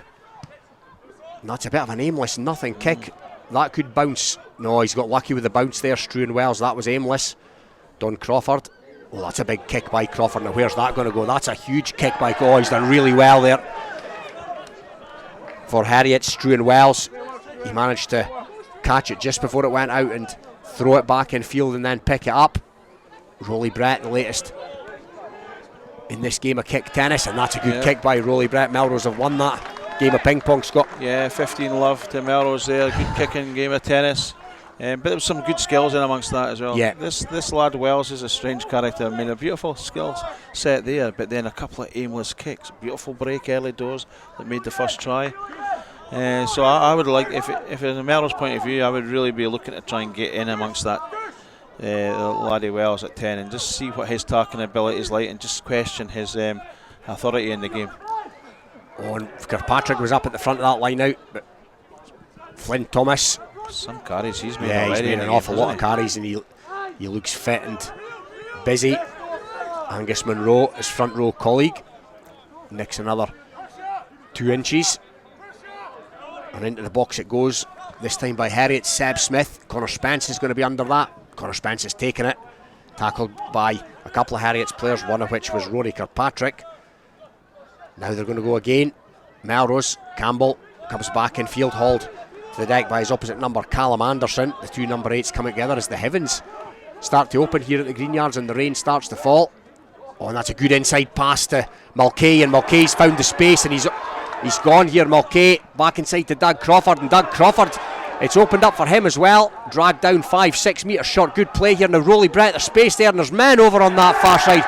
Beautiful awareness by Rolly Brett to pick out Corey Goldsborough, who goes in for Melrose.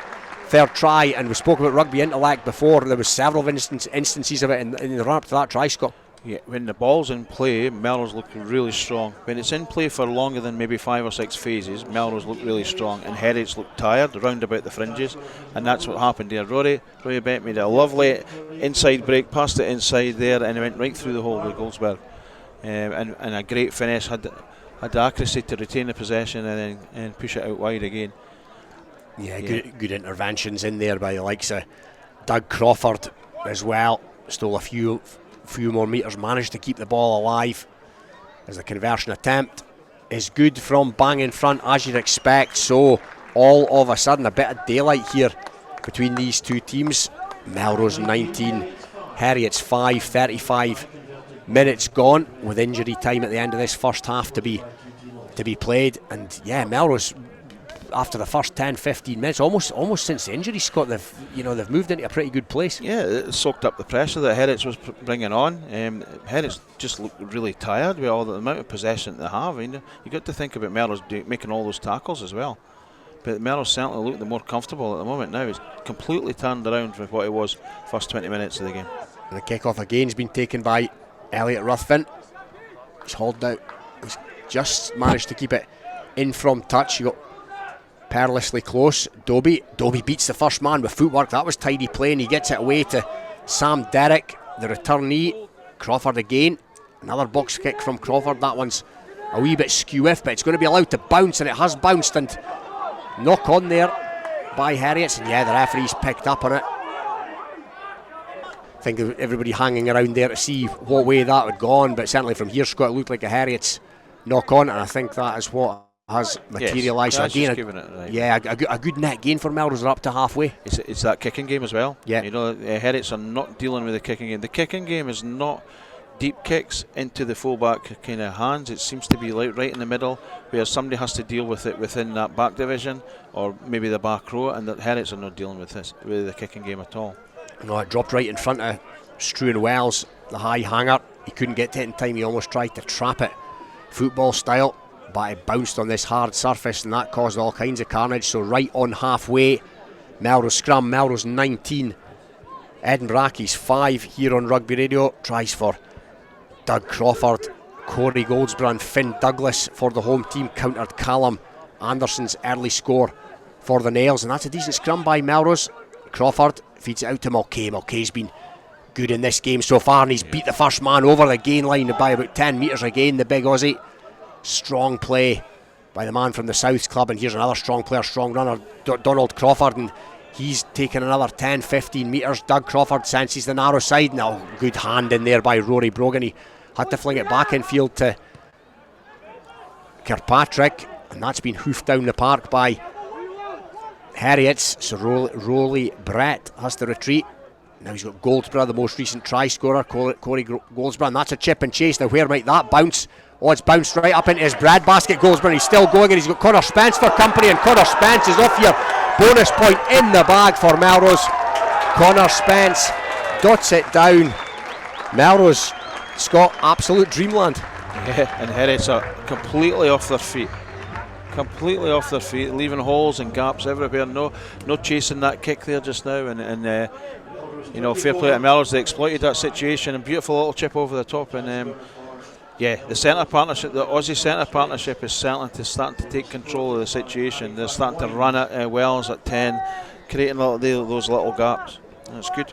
Yeah, I was going to say, Scott, those two Aussies in the centres are starting to have a whale of a time. Yeah, no, it's good to see. Flatmates, workmates, I believe, centre partners here today, and they are causing a bit of damage as we await Rolly Brett's conversion. Decent strike, straight through the middle. The latest score here at the Greenyards, it's Melrose now 26, Heriots 5. A try bonus for Ayr against Glasgow Hawks. It's now 24-7. Luca Bardelli, Alex Maguire, Jamie Shedden and Ryan Sweeney all getting on the score sheet at Millbrae. It's Currie 24, Selkirk 15. Selkirk, a couple of yellow cards at one point, so they were down to 13 men. Currie have pounced as well. So DJ Innes has scored a try. Scott Robertson, Archie Fletcher, now Ali Bain giving them the try bonus as well. James Beck getting a couple of tries for Selkirk. Hoyk 13, GHA 5 is the latest we have at Mansfield Park, and it's now Watsonians 21, Kelso 10 at Mireside. But Melrose in control at the Greenyards. Let's rejoin Scott and Robin. Just as Jessup kicks off, taken in there by Rue Campbell, with our first numberless player of the season as well. Heriot's substitute has come on with no number, but Rue Campbell's been bundled into touch on that far side. So it's going to be a Heriots line out. And Heriots, you feel, Scott, they need something pretty quickly to claw something before half time to claw their way back into this game. Isn't it funny how it just completely changed in its head, the game? You know, all Heriots, first 20 minutes, those looking really good. A couple of scoring chances that they didn't complete, and now suddenly it's turned on its head. Melrose are looking by far the stronger team, and just found their fit, I think, as well. They understand what they need to do. I would reckon this will be maybe the 7th or 8th box kick down that channel there, where they seem to be getting a lot of encouragement from. Yeah, they seem to be. It's been taken in, that one, by Struan Wells, so Heriots in possession. They made a mess of the line out. It was taken by Rue Campbell. So Heriots, what can they conjure up prior to half time? They've got a bit of a wrap around here. It's come out to Meagher, but he was stopped in his tracks a wee bit by the flight of the ball, so he's had to take it back in. He's bumped off a couple of tackles. Connor Spence thinks about a nibble at it, but thinks better of it. A penalty's coming to Heriots nonetheless. It wasn't Spence, I think it was offside in the midfield. So Wells, chip and chase through. Oh, he's quick. Jessup, but Doug Crawford gets back, and I think he was hauled back. Jessup, I think it would have probably been a penalty, but Chelsea Gillespie's going to bring them back for the initial indiscretion. Cammy Meagher for Heriots looks like he's had a sore one. So Heriots 26 points to 5 adrift against a Melrose outfit that at this point in time look full of beans, particularly in that back division. Wells, the best way to describe it is Heriots look absolutely stunned. They do. I think they thought that it was just this was going to be a nice easy ride today, first 20 minutes, but they look completely shell shocked and look a wee bit rudderless at the moment. Yeah, they do. They're obviously missing a number of leaders compared to the squad last season. Rory Leishman in particular, he's injured today, failed a late fitness test. My word, how they would like him out there to be at the tiller. But they've taken a line out quickly, and again it was one, but the pass was flung back by the prop to Seb Smith, except it wasn't. It went to nobody in particular, and Smith had to hair back and take it where he didn't want it, but they've just about managed to maintain possession, and Pat Spence hits it up again. Not with the same level of vigour, I have to say, with it that he did in the first few carries, and it's gone loose. And there's a Heriot's player laid out here as well. The medics enter the field. It looks like a face injury, I think, to one of the second rows, possibly Pat Spence. Kirkpatrick, he'll not stop working. Dragged to deck by a couple of Melrose players, one of which was Ruthven. They're going nowhere at the moment. Heriot's, they're camped on the Melrose halfway line and into the box, into the sky. It's going to have to go, and that's far too far as well. It's going to be taken by Connor Spence. But the referee's going to stop play here because it's getting just a wee bit too close to the injured Pat Spence. And again, they run out of ideas there, Heriot's. Melrose defence is strong now, and Heriot's are looking, running out of ideas, running out of game plays. Not probably working hard enough to get a wee bit depth into their attack so they can go forward. And I think what Melrose are doing as well is that a lot of the Heriot's players are going out the back door, and the Melrose defence is pushing through. That situation is stopping that next pass coming out there. So impressive by Melrose. They found their feet. That's a sign of a good side that maybe possibly could go far this year. Under so much pressure in that first 20 minutes, they've now found their feet, and they're now, 26-5 up. You would never have believed that early doors. No, you wouldn't. And what do you do, Scott? To put your coaching hat on, who do Heriots need to step up at that moment in time? Is it one of the forwards? Is it the 10? Who needs to take it by the scruff of the neck and drag them into this game? There obviously needs to be some leadership in the forwards, but certainly leadership at 10 they need to control the situation. It's probably not enough from 9 either. Getting that pack working for them as well. But credit goes to Melrose as well, though. The situation where they've retained possession or turned over possession and then went wide off it has proved really strong for them. So because the referee stopped play for the injured player, it was Connor Spence who'd plucked the ball out there, so it's going to be a Melrose scrum right on their own 22, bang centre field, fed by Doug Crawford. Melrose 26, Heriot's 5, injury time being played due to the unfortunate injury to Finn Sinclair. Melrose trying to run it from deep now with daylight between the two teams. Maybe just got a wee bit loose there, so Heriot's now going to have another chance to have a crack, and their most impressive performer so far in this match, Flynn Thomas, with what seems like his umpteenth carry, and he made a good few metres as well. And on a short ball there came Max Wallace. He was fed by Struan Wells, but the referee's going to bring them back. Yeah, and their best player, you seem to have got a clatter there, that Flynn Thomas. Yeah, I think that's why the play's been stopped. Oh yeah, he's making the international hand gesture of I need to be subbed.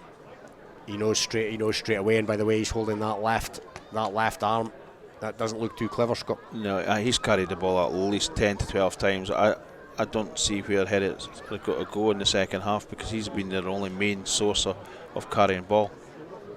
Yeah, so on comes another substitute. Innes Hill is on. Malachi Keogh's on as well, because one of the second rows was replaced, so they're having to go through the numbers here as well. Heriot's, they're racking up the injuries as well as conceding the tries.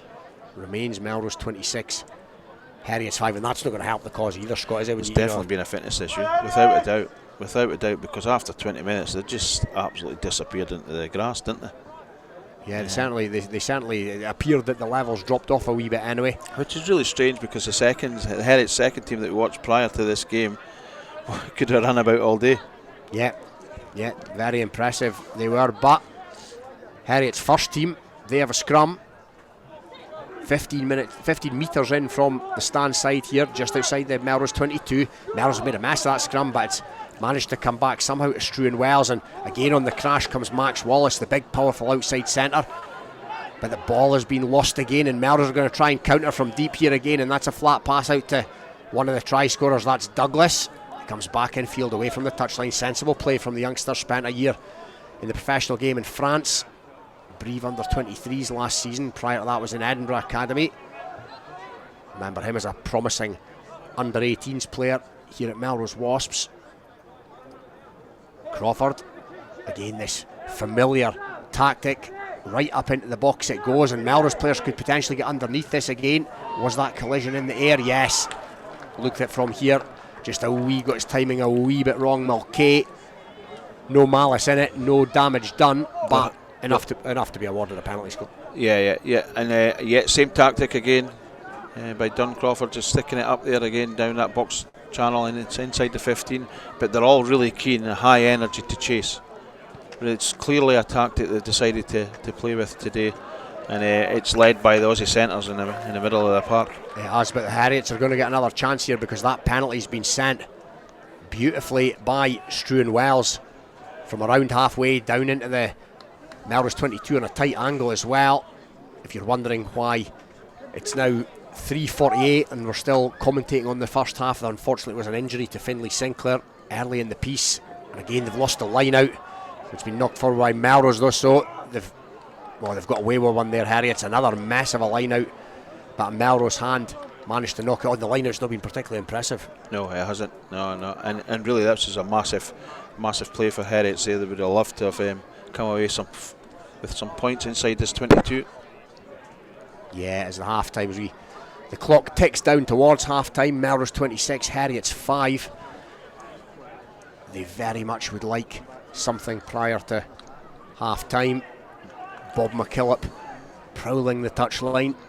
Stuart Edwards, John Hardy, the ex-Scotland international, down there as well, as we await the feeding of this scrum by Seb Smith. 12 metres or so away from the try line. Again, Melrose have turned that into a mess, and a penalty's been awarded against Heriots, and nothing going right for the men from the capital at the moment. They're remonstrating with the referee, but that's not going to achieve very much. I think Rue Campbell's in there asking Chelsea Gillespie how long to go. She says not long, so he taps it, kicks it straight into touch, and Scott Tomlinson, what a first half for Melrose. Yeah, they'll be absolutely delighted, really delighted, because they made a few mistakes really early doors and Heriots were taking full possession, but fair play to Melrose. They're going to go into that tunnel 26-5 up and look good to maybe possibly put another 26 points on in the second half. Yeah, since early in the piece when Heriot scored first, it looked impressive through Callum Anderson, but since then it's been all Melrose. Aussie centres in particular are having a field day out there, and at half time here at the Greenyards it's Melrose 26, Heriots 5. Time to draw a breath for Scott and Robin down there at the Greenyards. Half time at Millbrae, it's Ayr 31, Glasgow Hawks 7. Luca Bardelli, Alex Maguire, Jamie Shedden, Ryan Sweeney, and a further Luca Bardelli try for Ayr. Curry 24, Selkirk 15 is the half time score. We'll cross over to Millennium Park and hear what Sam Matthews has to say about that, but I can tell you that James Bett scored a brace of tries for Selkirk, but tries by DJ Innes, Scott Robson, Archie Fletcher and Ali Bain have given Curry a try bonus already. Still waiting for news from Mansfield Park, but the last we'd heard it was Hawick 13, GHA 5, Watsonians 21, Kelso 15, and I think we can actually go over to Marside now and join Neil Hinnigan. Half time at Myerside sees Watsonians in the lead 21-13.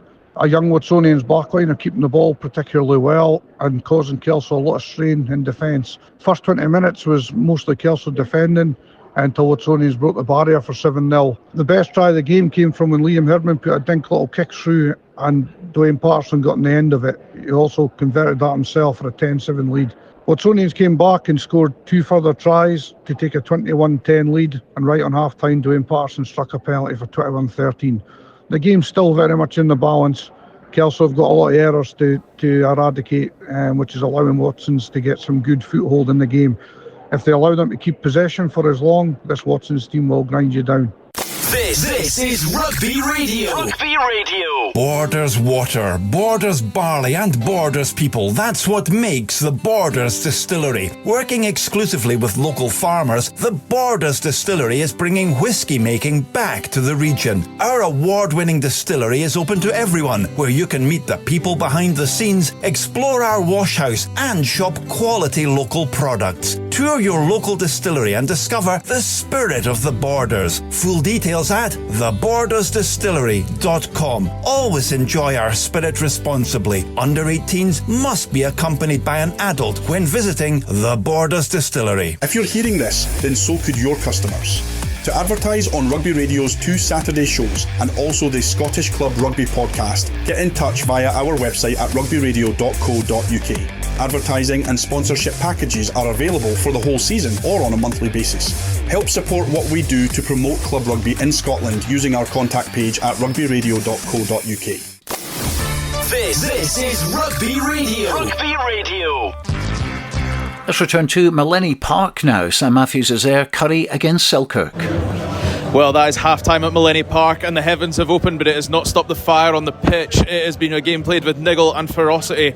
I would tell you everything that happened, but I've only got a minute to do this, so I'm just going to have to run you through the talking points, but it has been all go here at Meleni Park. It started off with a game of 50-22 kick tennis, which resulted in Selkirk getting the net gain. They then opened the scoring through their hooker James Bett after a good line-out move. Hugo Alderson missed the conversion, but then he made up for that very quickly with a penalty 2 minutes later to take it to 8-0 to the visitors. After that, the game turned on its head. 2 tries from the Currie centres, Innes and Robson respectively, took them out to 12 points to 8.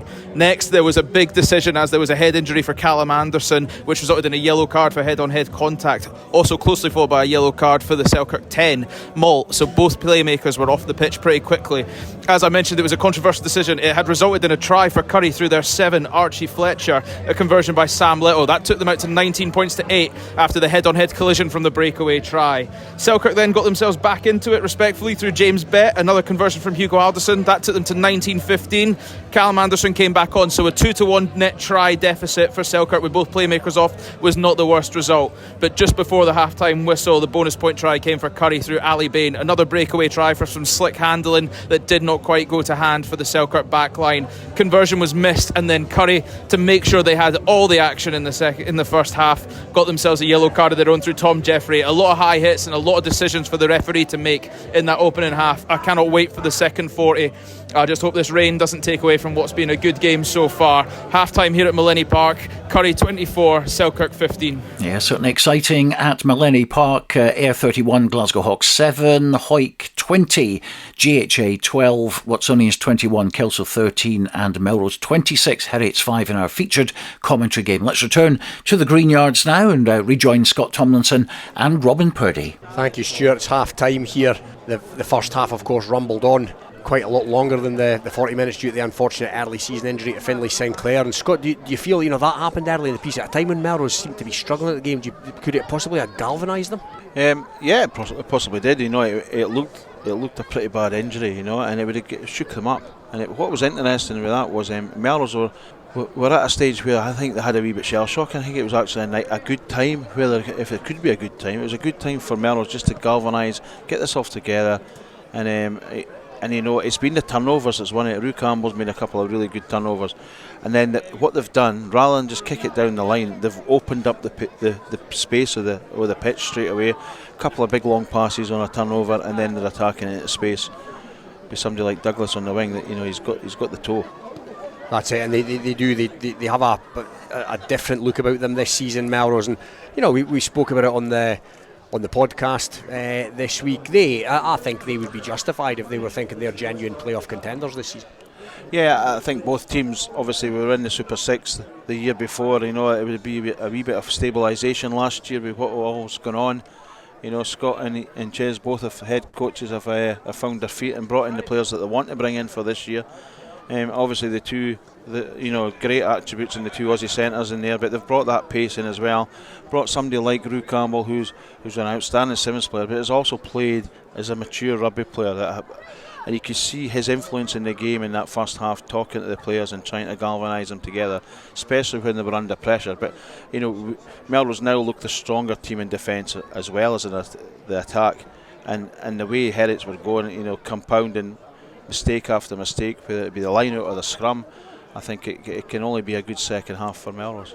I think so. And you mentioned Rue Campbell there. I've been particularly impressed with him. He's not made the massive carries or 50-metre breaks or anything like that, but he's shown so much intellect. And I think if you've got a player like that, you might as well play to you might as well almost build your game plan around the strengths of a player like that. Yeah, well, we talked about he's a clever number 8, isn't he? But we talked about Heriots looking a lot bigger than Melrose, and Rue Campbell's not a big chunky guy, but he's clever in how he does it. He'll box clever. He'll make the right decisions at the right time, round about ruck times.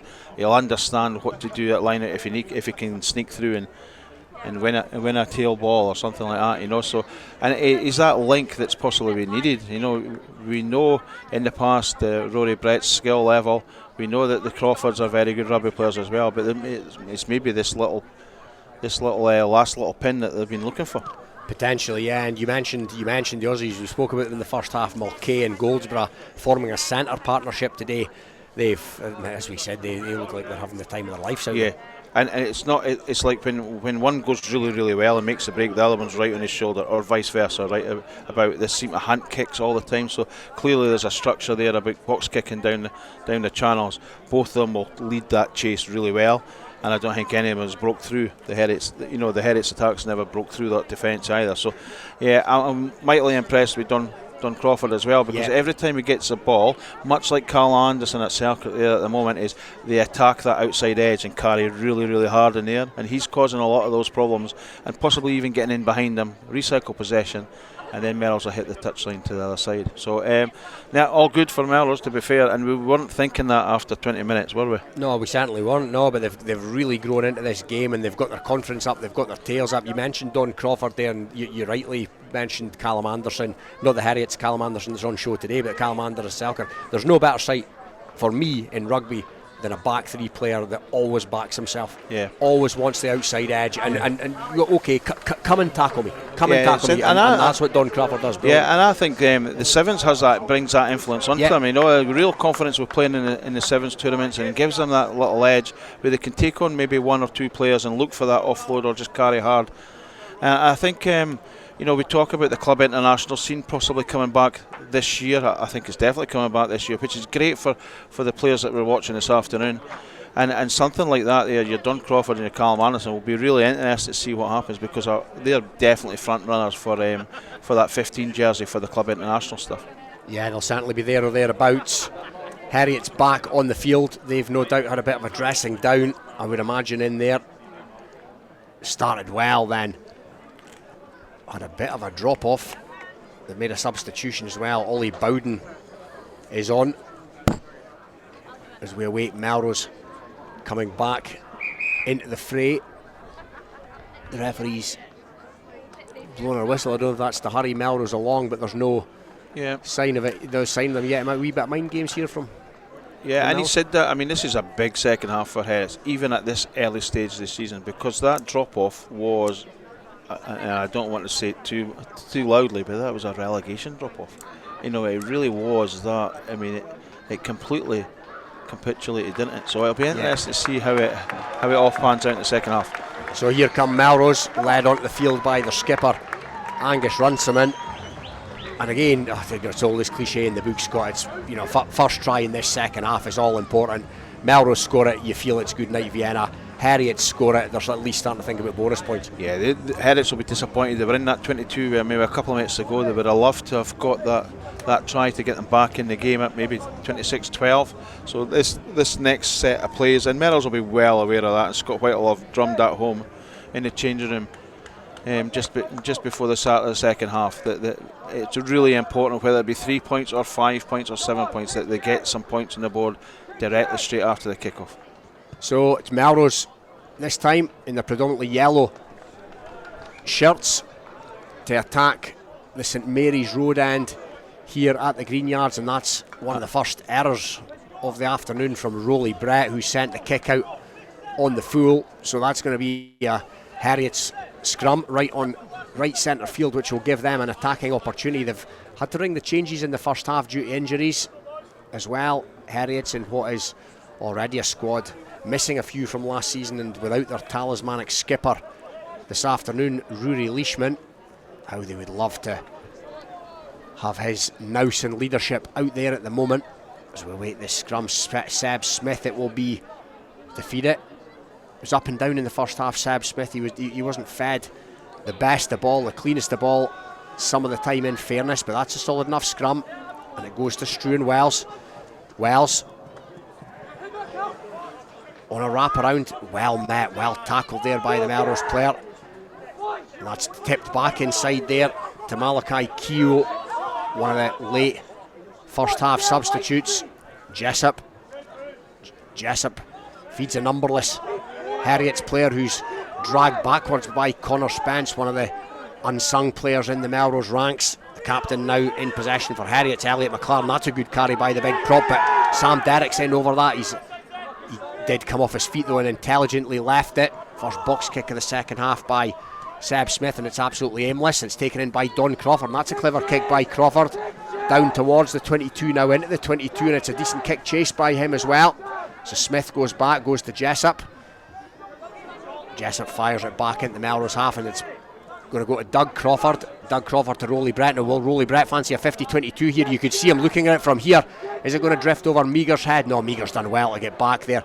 You could see what Rolly Brett was going to do as soon as he caught the pass from Doug Crawford. That's a decent shot in there by Zvarzak rather, on Meagher, who'd come back in centre field. So Heriot's now with all the possession, but still inside their own half. Oh, and that's a good tackle there, and it's been knocked on by Kirkpatrick. That's his first error of the afternoon. You don't see him make many of those, but that's as much got down to the Melrose defence. They've lost all their shape, which is it's honestly unbelievable for what they were producing in the first 20 minutes to where they are now. They're dropping like flies as well. Smith's having a hell of a time and it looks like Cammy Meagher's coming off the park as well now with the winger. Heriot's winger. Yeah, he is. Cammy, he was struggling a little bit in the first half. He picked up a bit of a knock. I think he's maybe tried to run that off, but to no avail. So yeah, they're going to have to make a change here. So they've swapped. I think what they've done is Melrose have highlighted that Wells is maybe possibly his tackling's a bit weak. So they've put young Jessup in at 10 now, and Wells has now moved to 15. I see that, yeah. I don't know if that's an attacking or a defensive option, but it's certainly a move that they've tried to do to try and get that multi-phase play going. So Angus Hunter is on, another numberless nail, making things nice and easy for the commentary team early in the season. Getting new jerseys with no numbers. Melrose scrum it will be, 5 metres in, from touch inside the Heriot's half. So a decent, they've not got anything on a blind side to work with here, but a decent open side to try and conjure something. Rue Campbell at the base of this, looks like he's going to pick up, but no, Heriot's have done well to turn that. The free kick's been awarded against Heriot's, so Melrose, they're just having a confab here as to what they're going to do. Again, Rue Campbell very much involved. Looks like Doug Crawford's going to tap it here. They're going to try and run something. Sam Derrick's drifted out in the midfield. Keep an eye on that, along with his back row colleague Elliot Ruthven. So Doug Crawford, old school tap penalty, goes to Jack Dobie. Jack Dobie, he's broken through Jack Dobie, and he's still going up towards the 22. He beat the first tackle there, but it's been knocked on there by Ben McLean, who was hurtling through, so it comes to nothing. But that's what Jack Dobie's got in his locker. He's got good, the old cliche, football cliche, he's got good feet for a big man. He has, he's so stocky as well, it's like a steamroller coming right over the top of you. Yes, so I believe that there was some gremlins in the system and that our listeners were unable to hear us for a period of time. We were unaware of that here in the commentary box, so apologies if we cut out. Hopefully you have us back now. It remains Melrose 26, Heriot's 5. I'll make it 6 minutes into the second half. We're going to finish later than the other games around the country here, most likely because of the injury in the first half to Finlay Sinclair. So 6 minutes gone. Melrose with a territory certainly in this second half. Heriot's not been able to encroach yet into the Melrose half, but they've got a scrum here on their own 22, just about to be fed by Seb Smith. Heriot's have had to ring the changes. Melrose have only made one so far, and that's to bring the accomplished Sam Derrick on for the unlucky Finlay Sinclair. Now it's back to Jessup and Scott's right. Jessup's in playing 10 now, it looks like. Wells has dropped to fullback, but here comes Finn Douglas, who received the kick, and Douglas is trying to slip his way out of the contact. Crawford, Patrick's in there making a nuisance of himself. That's a decent shot on Zvarzak by Ennis Hill. Doug Crawford goes to Rolly Brett, to Rue Campbell. Rue Campbell bounces off a player and is taken down just on halfway. Little chip kick over the top here by Brett. How's this going to bounce? It's going to bounce back to Brett, who's done well to take that, and Here comes Sam Derrick up to the 22. Brett plays scrum half this time. Weir to Zvarzak to Mulcahy. Mulcahy comes back against the grain, still going. That looks slightly high on him, and the referee's arm comes out. Yeah, Melrose playing with a free ball here. Derrick to Dobie again. Dobie falls to deck just on the 22. Doug Crawford, been a great link this afternoon. Doug Crawford so far. Rue Campbell to Ruthven. Oh, has a snipe this time, Campbell, and he goes on numbers on that far side. It's Connor Spence back into Crawford. They're only 6 metres short of the line here, Melrose, and a penalty's been awarded, or has the advantage run out? No, the advantage for the high tackle has run out, so Chelsea Gillespie's going to bring them back to the 22. And I don't know what was said at half time in the Heriot's dressing room at the moment, Scott. It's not worked. No, it's there's just a repercussion of what happened at the beginning of at the end of the first half. And the difference of the two teams at the moment is Doug Crawford's getting his Melrose Park working really hard for him, and the Heriots are clutching at straws, to be fair. And Doug's, we know his prowess in the 7th circuit, but also in the 15s he's become a really key player for Melrose since Colvin kind of retired or semi-retired, as it were. And he's the difference at the moment. He's just making everybody tick. He's getting the players working for him, as a good scrum half should do. So Melrose have elected to kick this penalty. Rolly Brett just about to begin his run up. Bang in front. Through it goes. Now the relevance of that, the reason that they took the penalty, one would imagine that we've got 4 tries in the bag. The bonus point for tries is in the bag, but it was 21. The gap between the 2 points was 21 points, 3 converted scores, but that takes it out to 24 points, so it's more than a 3-point. It's more than a 3-score ball game now, Scott. Smart play by Melrose. Yeah, and we said that before. Melrose would be quite happy to get the first points on the board, whether that be a penalty or whether that be a try. It's going down that other end of the field and coming away with 3 points. It's good, and and Heriots still haven't came up with a kind of game plan to counteract what Melrose are doing at the moment. Jessup's kick-off's been taken by Ruthven, not for the first time this afternoon. That's 3 or 4 restarts he has claimed. Doug Crawford looks like he's going to shape to kick just outside the 22, and again it's another decent contestable up and under, and Spence was interested, but it's been knocked on by a Heriots player. So again, Melrose come up with a pill. They're winning that kicking battle, and every time they kick off a box kick, it's the chasers, it's the 12 or the 13 or the wingers are winning that chase game, and Heriots have not got anything to try and counteract that with. And that's what do you put that down to, Scott? That's just pure heart. That's just pure heart from Melrose, isn't it? Yeah. Work rate. Work rate. Obviously worked hard on what they're going to try and achieve. So make sure the line speed is good. Make sure the kick is good. The kick is only as good as the chase that's coming. And I find the two Aussie centres are really like they're what I would call as chasers. They hunt everything down. You can see that in defence that they're doing that, and they're loving it. They found a game plan that works. It's actually wet. First time it's probably rained in almost 2 months, I think. Really as well. New game of the season. So yeah, kicking game works for Melrose. Why change anything at the moment? Yeah, they've certainly won. It's a one-horse race at the moment, the kicking duel between these two teams. Melrose absolutely in command. Struan Edwards, the latest Heriots player to receive the attention of the medics. Now, is he going to be replaced? No, I think he's going to soldier on, but it's going to be a Melrose scrum on their own 10-metre line. I seen the two Aussies at the last heat wave. Scott were down at the Tweed jumping in the water. Is that right? Typical Aussie stuff. They looked like they were having the time of their life. Well, it's maybe the Tweed water that's producing the goods for them today. Yeah, well, they also, I have to say, they look like they've been doing a bit over the summer as well, because they were in decent nick, and that's shown today. They've looked bang up for this. Mulcahy and Goldsborough have to probably the best I've seen Mulcahy in a Melrose jersey for me this afternoon. Finally, the scrum about to set. Fed by Crawford, Scott's right. Crawford's been very impressive, very busy, very chirpy, exactly what you want from a scrum half. Kept the away team guessing. Melrose 29, Heriots 5.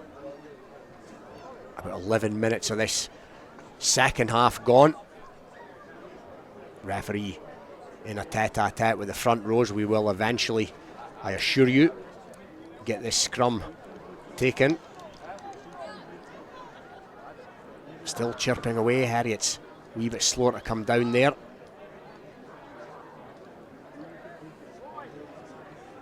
No, and up they come. What can we do about this in the game, Scott? I don't think it's as bad as it was maybe 3 or 4 seasons ago, but this is taking what, 3 minutes? Yeah, I just listened to Chelsea there just now. She was smiling away, and she's still got a smile on her face now, trying to get that scrum to her satisfaction. And sometimes, as a referee, a quick thing is just to free kick it or penalise them straight away and try and set the tone. It's not an easy situation to be in. There's so many variants that can happen within that scrummaging situation, and sometimes the best way is just to get out of there and play rugby and move on and try and get to another scrum another time. Yeah, but it's definitely messy. It is a mess, yeah, and we're going to have to go again. I think Heriot's had the upper hand. They seem to have, since they made the changes in that front row. They certainly seem to be causing Melrose a few different other problems, which is what the Heriots bench would have wanted. But I mean, for it to be 29-5 and Heriots under cost so much, there's hardly any animation at all on the Heriots side of the bench. Very quiet, and and if it continues like this in the next few games, the Heriots can play the way they're playing, then there will be animation very shortly. Yeah, you have to think that they'll, on a performance thus far, there's a long way to go in this game, but they've been very tepid. So far, and you imagine they'd need a rocket somewhere along the line, and the scrum's gone to deck again, but we have some rugby people, and it's gone to Mulcahy, and Mulcahy to Brett, and that's a missed pass by Brett out to the speedster on this near side, Finn Douglas. Now, will he back himself on the outside? No, he comes back in, tackled by Max Wallace, the ex-Edinburgh Accies man. Crawford, good counter drive there by Wallace. Now that's made a mess of it. Yeah, is that the type of thing, Scott?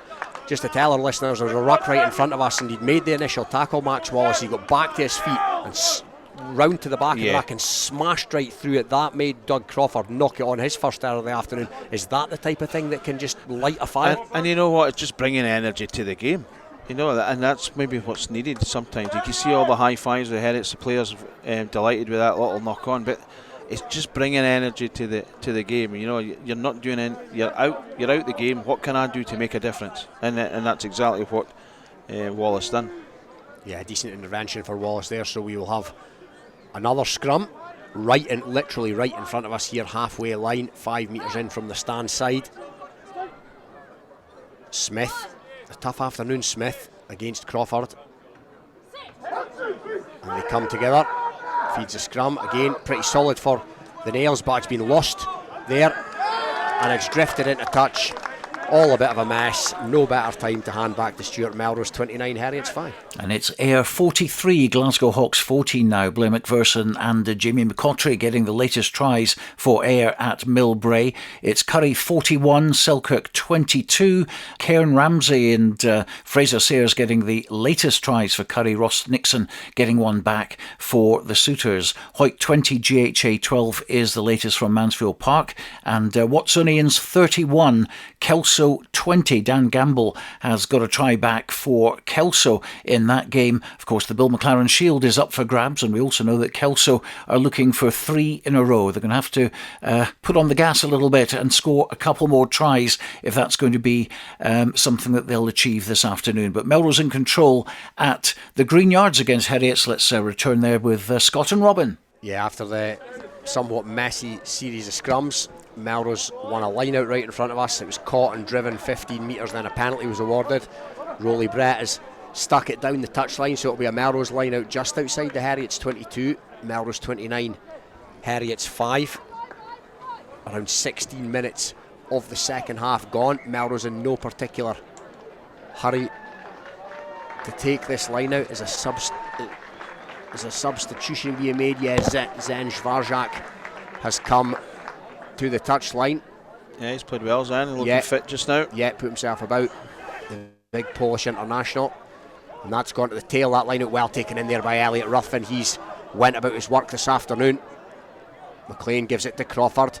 Mulcahy again, over the gain line he goes. Such has been his want. Oh, another little break, a little snipe by Crawford, but he's been well marshalled there on that occasion by a numberless Heriots player. Campbell, footwork this time from Campbell. dragged down, dragged into touch, Rory Campbell.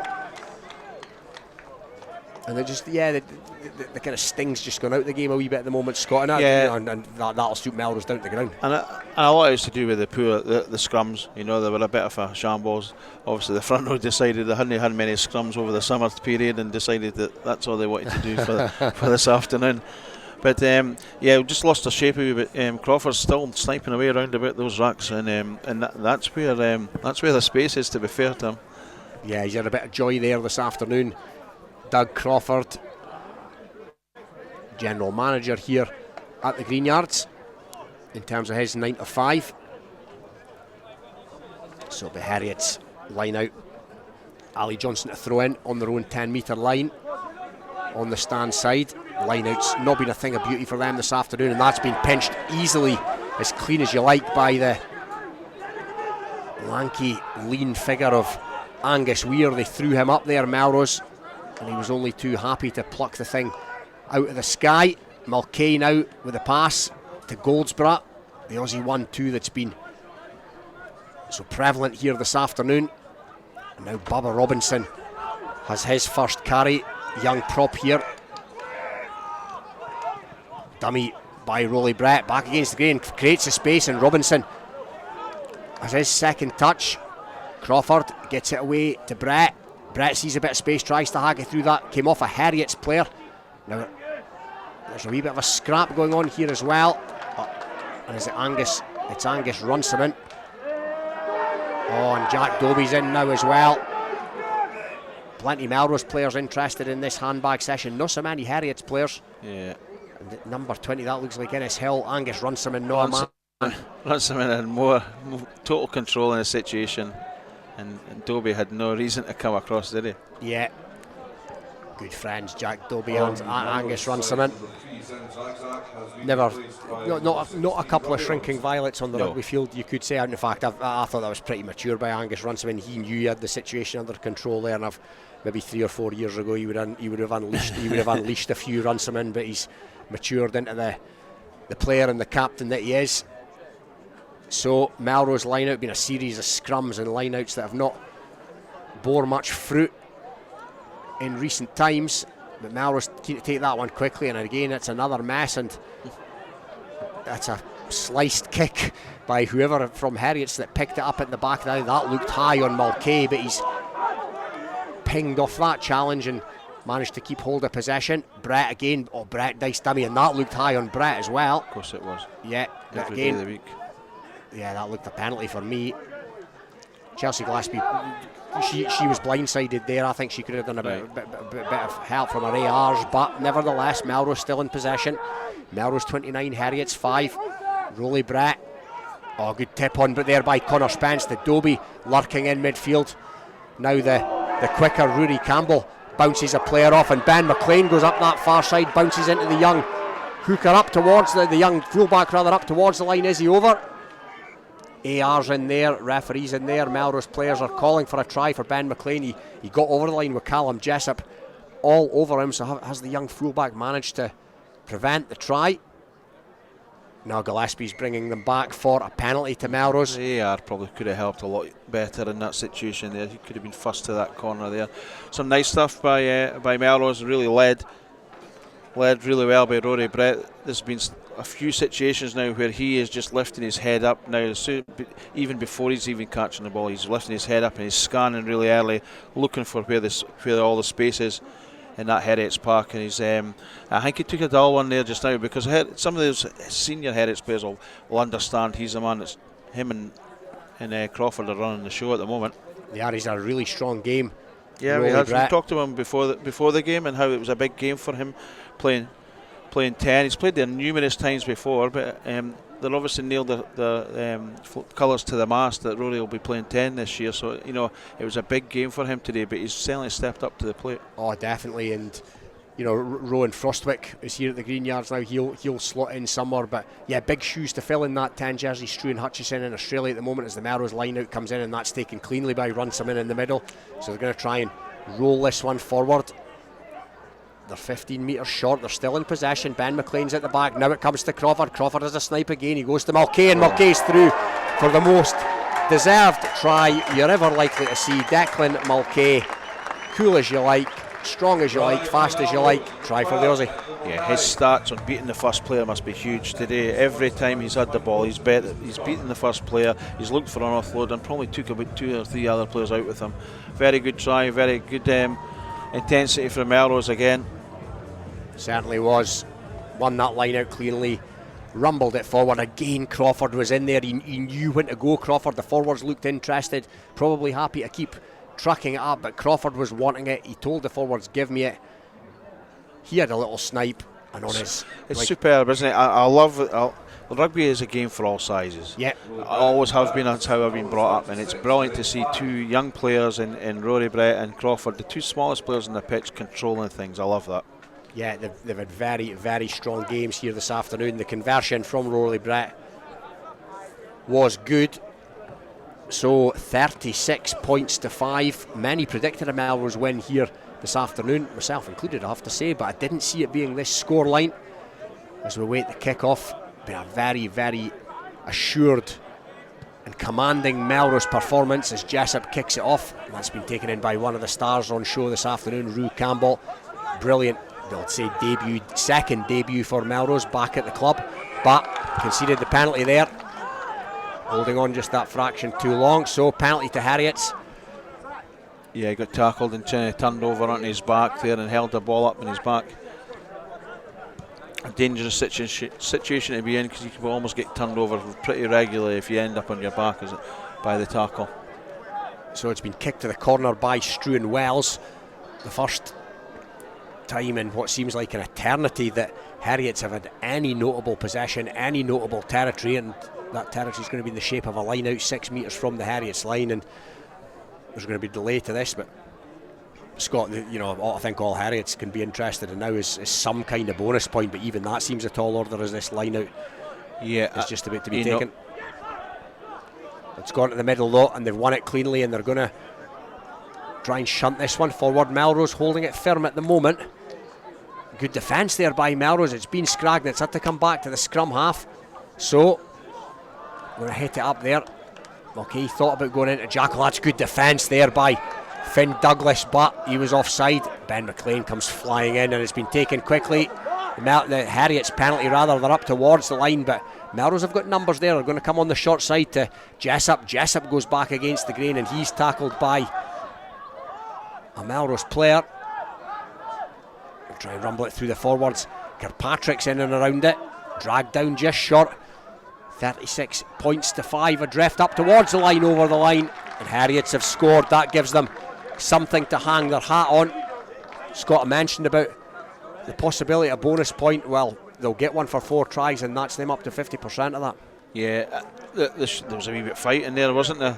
They were desperate to get over that gain line. It's interesting, once you get into that 22, all bets are off, and they were just looking for short carries, looking to try and get over that try line. And Heriots will take a wee bit pleasure from that, but on a difficult first game of the season, to be fair, and Melrose ring the changes. They do indeed. It was Pat Spence, the second rower, who scored the try. He's only 20. He started the game strongly, Pat Spence. If anything, he's been one of the better performers for the Nails today as we await this conversion. From now on the touchline, Jessup, the youngster, heading towards the uprights, drifts just to the left. So 36 points to 10 it remains, and Scott's right, the bench has been utilised. Like a Melrose bomb squad? It's a bomb squad. I see Scott Clark out there. Who else? Logan Kirk's on. I think I've seen the new signing, Stuart Kirk, as well. No relation. Both Kirks. Ollie Furness is on the field. Yeah, Ollie Furness is on the field. He's and he's a good player, Ollie. I've coached a lot with Ollie. Obviously, ex-Peebles, been away in this McPhail scholarship, and it'll be interesting to see. He came back for a bad knee injury, so it'll be interesting to see how he gets on. He's got some talent, there's no doubt about that. So it's Scott Clark, one of the substitutes, to get things back underway. It's been hoofed down the park by Heriots to Don Crawford, and Don Crawford fancies a run here, just looking for some space to open up. He's up to the Heriots 10-metre line. The subs will be looking to make an impact here. I think Doug Crawford's come to the touchline. What an afternoon's work for him. Scott Clark's replaced him. Has that been knocked on? No, a penalty has been awarded to Heriot's. So it remains here at the Greenyards. Melrose 36, Heriot's 10. Over at Millbrae, it's Ayr 50 now, Glasgow Hawks 21. Andy Stirrett getting the latest try for Ayr. Curry 41, Selkirk 29. Jack Fisher scored a try for Selkirk, giving them a try bonus at Millennium Park, and well within capabilities of getting 2 bonus points as well. Watsonians 36, Kelso 20 is the latest score. Watsonians just scoring another try, time running out for Kelso. Hoyt 20, GHA 12 is the latest we have for you, and Melrose 36, Heriot's 10 in the other match. And let's return for the closing stages with Robin and Scott. And that is still the same scoreline, Stuart. Thank you very much. Heriot's line out right in front of us here. Not been a thing of beauty this afternoon, the Heriot's line out, and that's a complete mess as well. Taken again by Angus Weir, but they're going to come back. I think a free kick's been awarded as a Heriot's player drags recent Melrose recruit Sam Rainey to the deck long after play had stopped, but nothing more came of that. Heriot's has been poor, hasn't it? It's really line out in particular. Scott's been a wee bit of a shambles. They'll look to rectify that, obviously. So Scott Clark right on 10-metre line puts up the spiral Gary Owen, George Ford style. Struan Wells done well to claw that out there, but it's been fumbled there by the young Callum Jessup, the chasers, and it's been hacked dead by Heriot. So it'll be a 5-metre scrum to Melrose, and what a comedy errors in there. Yeah. It was a good high kick by it was a smart, and Wells took the kick, but then the chasers came and disrupted that. So it's obviously been interesting to speak to Scott and Ian Chisholm later on, but it's obviously been a huge tactic of the game today. And when you've got really good chasers and he set the tone, and it puts the other team under so much pressure. Obviously the kick needs to be right as well. Yeah, the kicking has been on point, but you're right, Scott. The chasing has been absolutely first class by those Melrose players. The 2 wingers, Connor Spence, Finn Douglas, and the 2 centres who we've waxed lyrical about all afternoon, the 2 Aussies, Mulcahy and Goldsborough.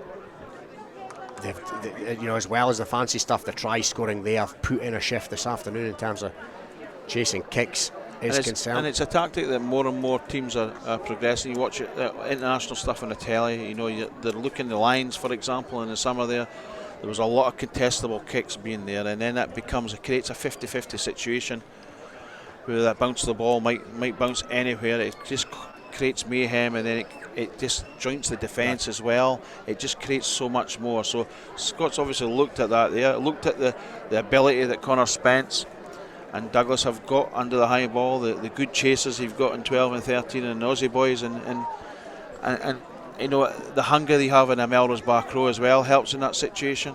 So it's a tactic that's worked really well today, and Heriots have not been able to cope with it at all.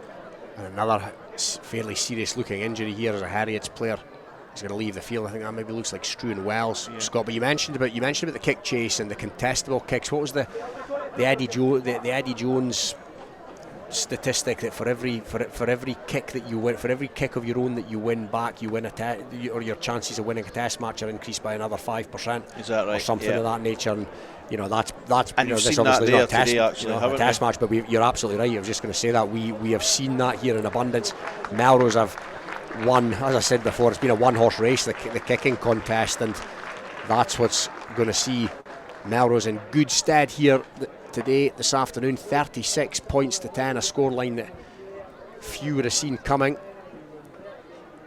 26 points, more than 3 tries, 3 converted tries, and the scrum is good. It's picked up by Campbell to Scott Clark to Rolly Brett, and Rolly Brett again's got Mulcahy coming at pace. Again he beats the first man. Has that been knocked forward by Melrose? No, there's a penalty in there. Again, strong carry by Mulcahy, but they've lost the ball, Melrose, and it's going to be a Heriot's penalty on their own 5-metre line. Jessup's going to have to pull the strings now that Wells is off. We've not seen enough of the likes of Rory Brogan here this afternoon. Cammy Meagher went off with an injury. Zach Smith started the game strongly, but like most of his teammates, after 20 minutes And Heriot's have really best Flynn Thomas, the hooker that had about 10 to 12 carries before he went off just before half time. He's been a big miss for them, and obviously that's one of the reasons why the lineouts are struggling a wee bit as well. Yeah, that's right, as we await another Heriot's line out. And that's been one again as easy as you like. Sweeties from a bairn. Angus Weir it was that time. He jumped at the front without a Heriot's player near him. So Mulcahy to his mate Goldsbrat to Don Crawford. Don Crawford's through here. Don Crawford to Finn Douglas. And the crowd will tell you without me needing to, Finn Douglas is in for his second in the afternoon. And Scott, that was a work of art. Yeah, it was. And we've been doing a wee bit disservice because we were saying that the kick has been excellent, but the back division have played well as well, and it was a beautiful angle with Don Crawford, wasn't it? I think he called it right at the time. And he's been excellent this afternoon, and a good 2-1 to finish to put Douglas in the corner again. Yeah, all the tries this afternoon, one for the scrum half, two for one winger, one for the other winger, one for each centre. They've had and they're enjoying it. They're playing with a smile on their face. Absolutely delighted. All that hard graft in the last 6 to 8 weeks in pre-season is coming to form now. It most certainly is. They're into the 40s now, 41 points as we await this Rolly Brett conversion. Not as easy as the afternoon, but he struck it well. No problem whatsoever to Rolly Brett. That takes it out to 43 points to 10. And I'm just looking to see who Melrose have up next. They've got GHA up next, then Ayr come to town, then Kelso away, Currie at home, Selkirk away. So all they can do is beat what's in front of them today, Scott, and they've done exactly that. Yeah, and it's really important, the first game of the season, to get a good start, and they're now starting to clock up the points as well. So I mean that just creates that great atmosphere at the beginning of the season, doesn't it? It certainly does. And let's not forget, Scott, there's a trophy up for grabs this afternoon, as well as the league points. The Graham Dahl Trophy up for grabs. Graham, who very sadly passed away earlier this year, he was a flanker, some repute for Heriot's, Edinburgh Rugby and Scotland A, and in recent years he was a really popular figure around the town here in Melrose. And we've been a doctor at the BGH. Yeah, he spent many's an afternoon here as well, providing cover as the match day doctor for the Melrose first 15. So a lovely touch by both of these clubs, Scott, to duke it out in his honour today. Yeah, Graham was a fantastic rugby player along with his brother Andy, and I'm sure all the family will be here today to present the trophy. Not only a great player but a great bloke as well, and you can see that once he finished playing rugby. He was obviously living in Melrose and done a lot of work through the doctor side of things of that. So yeah, Melrose will be pleased if they can get their hands on that trophy this afternoon. Yeah, they will indeed. And yeah, Graham Dahl, and he was almost unlucky, Scott, my memory. He played in the days before caps got handed out like confetti, or he would have had a number of caps. Yeah, and Edinburgh Academy sort of stuff as well. Played for Edinburgh and that as well. He was a good player, and he'll be sadly missed with Scottish rugby because he's one of those guys that put it back in after retiring. So Melrose have got possession here through a scrum on their own 5 metre line. Heriot's had huffed and puffed a little there, but to no avail. They will want into the showers, I would imagine, as quickly as they possibly can. Scott Clark to feed this one. He's been busy since he came on, Scott Clark. Very able player himself. Big shoes to fill now though. Doug Crawford is an exceptional game this afternoon. Rue Campbell, it's been knocked on by Rue Campbell at the base of that, and there's a collector's item, Scott. Yeah, you don't often see that with Rue. And to be fair, I was just about to say how you've got that experience at 8 that you can let Scott Clark come on at 9, and Rue's there to pick up the pieces. But yeah, just shows you. So 6 or so minutes left to run. Melrose 43, Heriot's 10. It's been one-way traffic for the vast majority. A couple of tries for Finn Douglas, one for Corey Goldsbrat, one for Declan Mulcahy, Connor Spence, Doug Crawford. The rest of the points coming from the trusty left boot this afternoon of Rolly Brett, who's another Melrose player that played really well, plays with his head up, as Scott mentioned before, Rolly Brett. And Mulcahy's been the go forward though, hasn't he? He's set that platform up for Sam Derrick, who's had a good game since he came on for Sinclair. And it set the tone really, those two centre partnership with Brett pulling the strings. Heriot's with a chance to come up with some consolation here. They're almost up towards the line. Inside centre with a strong carry up over the line and touchdown. So third try for Heriot's. They'll be sniffing a bonus point now. It's one of the numberless players. I think it's Struan. I think it was the veteran Struan Sessford, actually. Yeah, I think you're right, yeah. That's come up. Sessford's put us all about. He has actually, yeah. Yeah, he has. He's given them that wee bit niggle. Yeah, he's been a good player for a long time, Struan Sessford. He, if he's no over 300, he must be close to 300, Scott, I would imagine. He's put us all about today, and he's deserved that try, to be fair, in the second half. So, third try for the Nails. Melrose 43, Heriot's 17, so much to play for in the last 5 minutes now, as Heriot strive to leave here with a bonus point, and that kickoff's been allowed to bounce, and it's been taken in by Heriot's at the second attempt. Melrose will be keen for the men from Golden Acre not to leave with anything. I think they'd almost be slightly disappointed if Heriot's leave here with a point, and a penalty. Looks like a penalty's coming for a high shot on a Heriot's player, albeit they're camped inside their own 22, but the shrill of the whistle signals that the penalty is coming, so you'd imagine this will go down the touchline. Scott, Alistair Reid, the erstwhile journalist from the offside line to your left, will have a man of the match to pick. If you were advising Alistair, Scott, who would you go for? Yeah, I think there's been some excellent performances this afternoon, to be fair. We talked about the Aussie centres time and again this afternoon, and the two Crawfords have had a very good afternoon, carrying ball hard, and young Crawford, especially at 9, has really dictated things in the pace of the game. Certainly has. You're right there. Doug Crawford, Declan Mulcahy to the absolute fore. Finn Douglas as well. Don Crawford. You can reel them off. That's the squintiest line out that you'll see this season. Never mind this afternoon. And lo and behold, it's been allowed to slide. So Heriot's still in possession, but they've somehow gone back 20 metres, and now Melrose are in possession. That almost sums Heriot's day up. Ollie Furniss dropped on the ball there. Yeah, it's been knocked on by Heriot. Yeah, we mentioned 4 backs there on man of the match, but really, I mean, the forwards had to up the game. Yeah. After 20 minutes, we were seriously worried for Melrose. So fair play to the Melrose Park. Sinclair got injured. They pulled everybody together and stepped up to the plate. And Runciman's done that very well as a captain as well. Yeah, he's led from the front this afternoon. Runciman, he's been the boss at the touchline.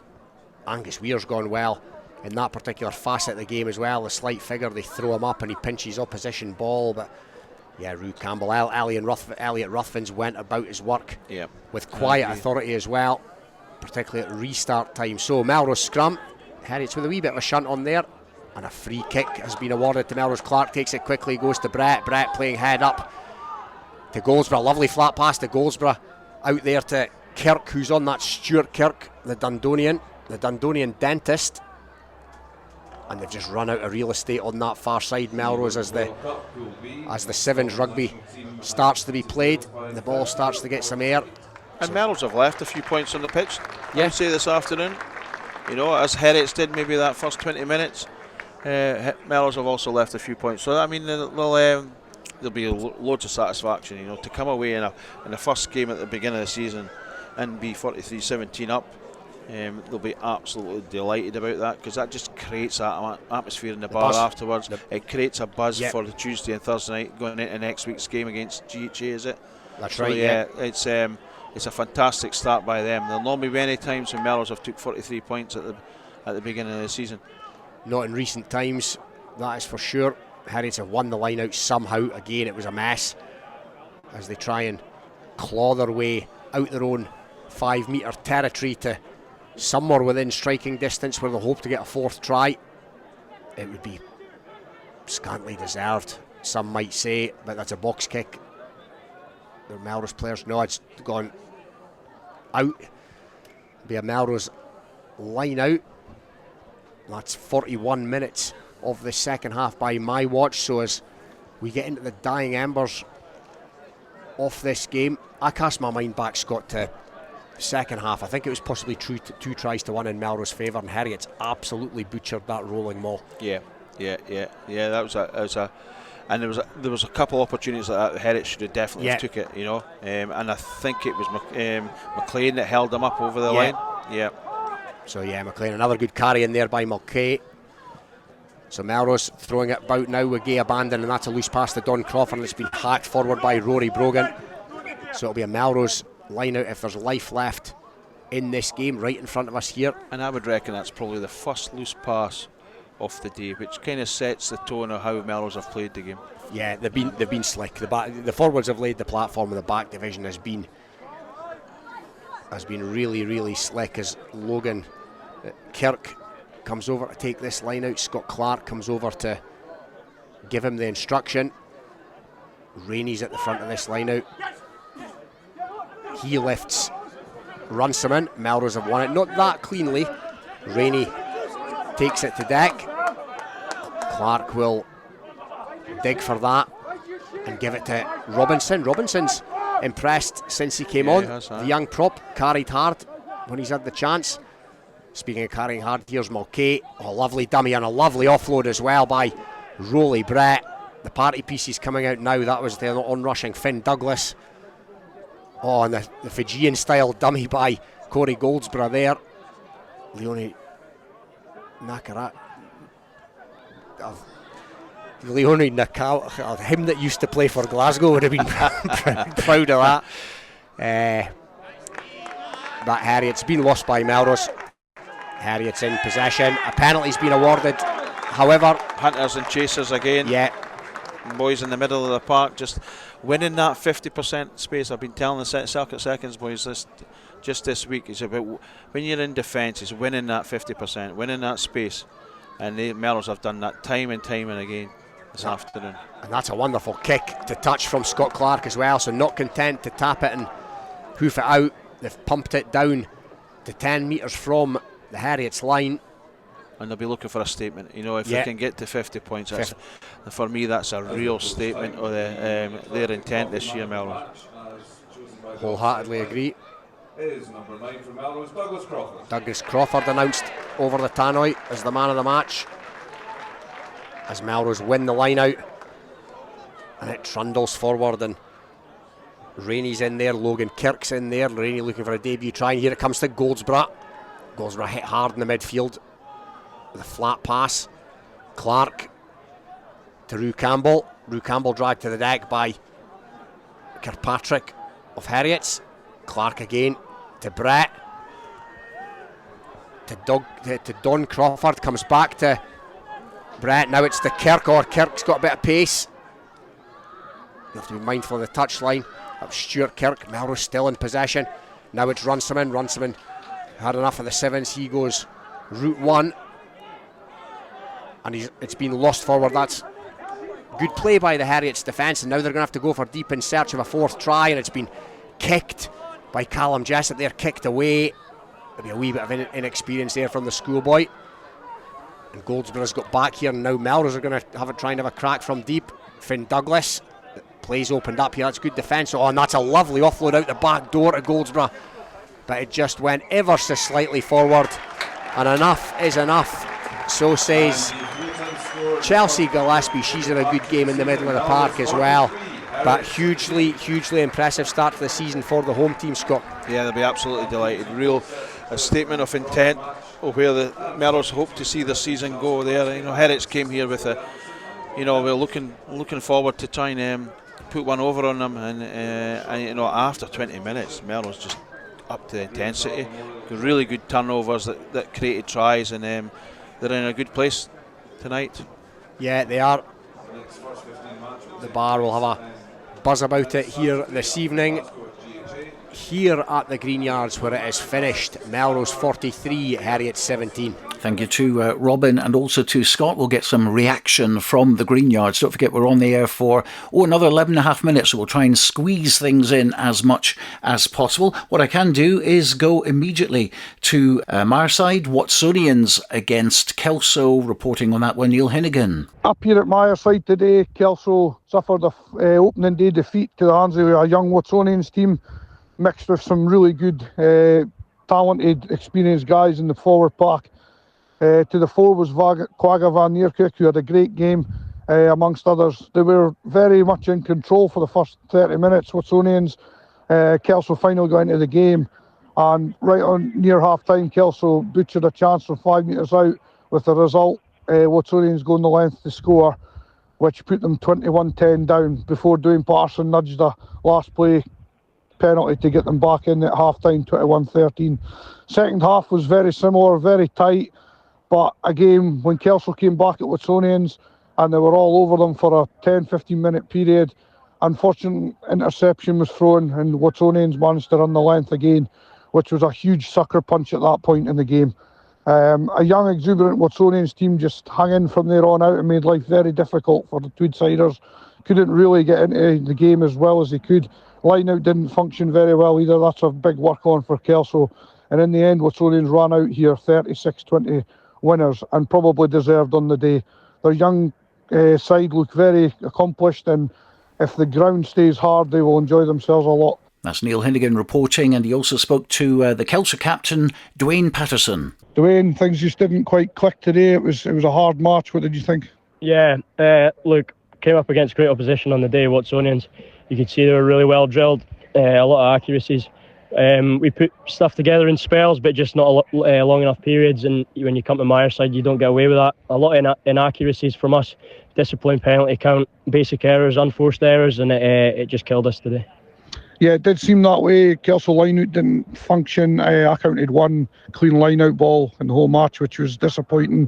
And really, Roland Mall's probably one of Kelso's better attacking options, and it just didn't, that was taken away today. Yeah, look, we knew that from last weekend. In the Stirling game, our line-out functioned, our maul worked, and it was a big weapon for us. But credit to Watsonians, they've done their homework and they've got some quality operators in that line-out who just seem to read us too well. It's something we can work on. At the end there was a big team chat. Nicky Walker leading proceedings. Do you think that a little bit of soul searching, a little bit of things to discuss, to work on? Yeah, I think so. Look, it's first game of the season. It's not panic stations, but we've got to be better. We've got to do our homework off the field as well as on the field, and come back stronger next week. Watsonians captain Quagga Van Neerkirk. That was a good win today against Kelso. Quagga, how did you think it went? Yeah, I think coming out of the blocks, I think we started well, then we went into our little purple patch, and then we came back together again. Kelso's always been a tough physical side for us. Me personally, played him twice, 3 times now, only one that beat him once, so always a tough physical side, but we're off to a good start, so I'm really happy with that. Going forward now, you think that you could build on this momentum? Yeah, definitely. We've got a lot of new young boys in, so it's a good foundation to play off. And then just take it week by week. Every week will have its own challenges, and we'll just take it from there. Reaction from Watsonians. So the full-time results: Ayr 57, Glasgow Hawks 21, Currie 55, Selkirk 29, Hawick 20, GHA 29, Melrose 43, Heriot 17, and Watsonians 36, Kelso 20. I think we can get some reaction from Maleny Park. Sam Matthews with Charlie Brett. It seems like we're right back where we left off, isn't it? Premiership rugby's back. Yeah, boys have been itching to go. It does feel like a quick turnaround, but at the same time, the boys are itching to go. We've got something to prove to ourselves at what we've got and our ability. And 55 points at home. Yeah, you can't go any wrong with that. And then pretty much everybody in the back line managed to get themselves over the whitewash today. How does that feel for us players? But more importantly, you debuted about 5 boys altogether, and a lot of them came through the Colts as well. So how good's that for the progression of Currie? Yeah, it's huge. It's huge for the club. Our youth system is in such a good place at the moment, and we're striving for big things. So to be able to see 5 boys make their debuts and really step up. They weren't just players, they had moments themselves and really showed themselves. So they've got some big futures ahead, and it's exciting to have them in the squad. And obviously Mark ahead of the game told me the focus is playoffs and then go from there. Overall, doesn't get much better than that starting at home. Yeah, 100%. Everyone's got their goals in each team, but at the moment it is literally just layer by layer. It's only the very start of the season. It's a long way to that kind of area, but we know what we want. We know what went internally, and the boys are happy with a big win like that. And then lastly, for the home fans, you came off with a slight limp and you said it was a bit of a stinger, and also DJ Innes did come off, probably carried like a hero's welcome after his 2 tries off by the rest of the subs. But everybody all right, just niggles and be back for next week? Yeah, the boys are all right. Sometimes it's just in the moment some things happen, but at the same time you have to also look at scoreboards and think, how can we rest certain players? Fortunately, it's myself that's probably come off at the moment, but yeah, it is what it is. The ground is still really hard at the moment. It still feels like summer. But at the same time, yeah, boys are okay, a couple of niggles and all that, but we're all good. And yeah, we're excited to share a 50th for Roy today, our hooker. He's just want to shout that one out. He deserves every minute of it. He's the heartbeat of the squad, and yeah, it's big up Roy. Charlie Brett, who went off injured, of course, earlier on, but luckily his tongue is still in his head, and he was able to give us a chat there with Sam Matthews. Coming towards the end of the programme, don't forget at 7 o'clock tonight we'll have our new programme Rugby Roundup, featuring reaction from all the games from today. We're still hoping to go back down to the Green Yards for a chat, get some reaction from Angus Runciman to that big win for Melrose today by 43 points to 17. In fact, I think we can maybe go down to Robin. We can talk about some of the results today. We, of course, on the podcast predicted, I think, 4 home wins, and we weren't quite sure about Hawick GHA, so we were pretty spot on. So that's a wonderful result for GHA down there, but the results that we, as you say, they're by and large predicted, but one thing I did not predict, in as much as I predicted a Melrose win, Stuart, I didn't predict it by a scoreline like this today. They were really, really, really good. They will be delighted with this start to the season, but Heriot's, on the other hand, they've got a bit to work on.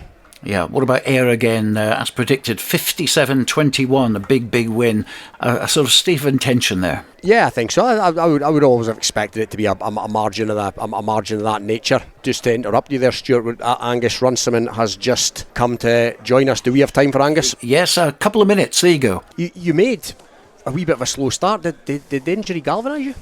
It probably did. I think we just kind of needed a wee bit of it was a hard game, don't get us wrong, so probably needed that just to find out where we are as a team. We had I wouldn't say an easy win, but a big scoreline that kind of fluttered us last week, so no, it was good. We're just kind of finding our feet, I think, but it's always the same with the first league game. It is, and kicking game in particular is really on point today. Doug Crawford to the fore in that regard.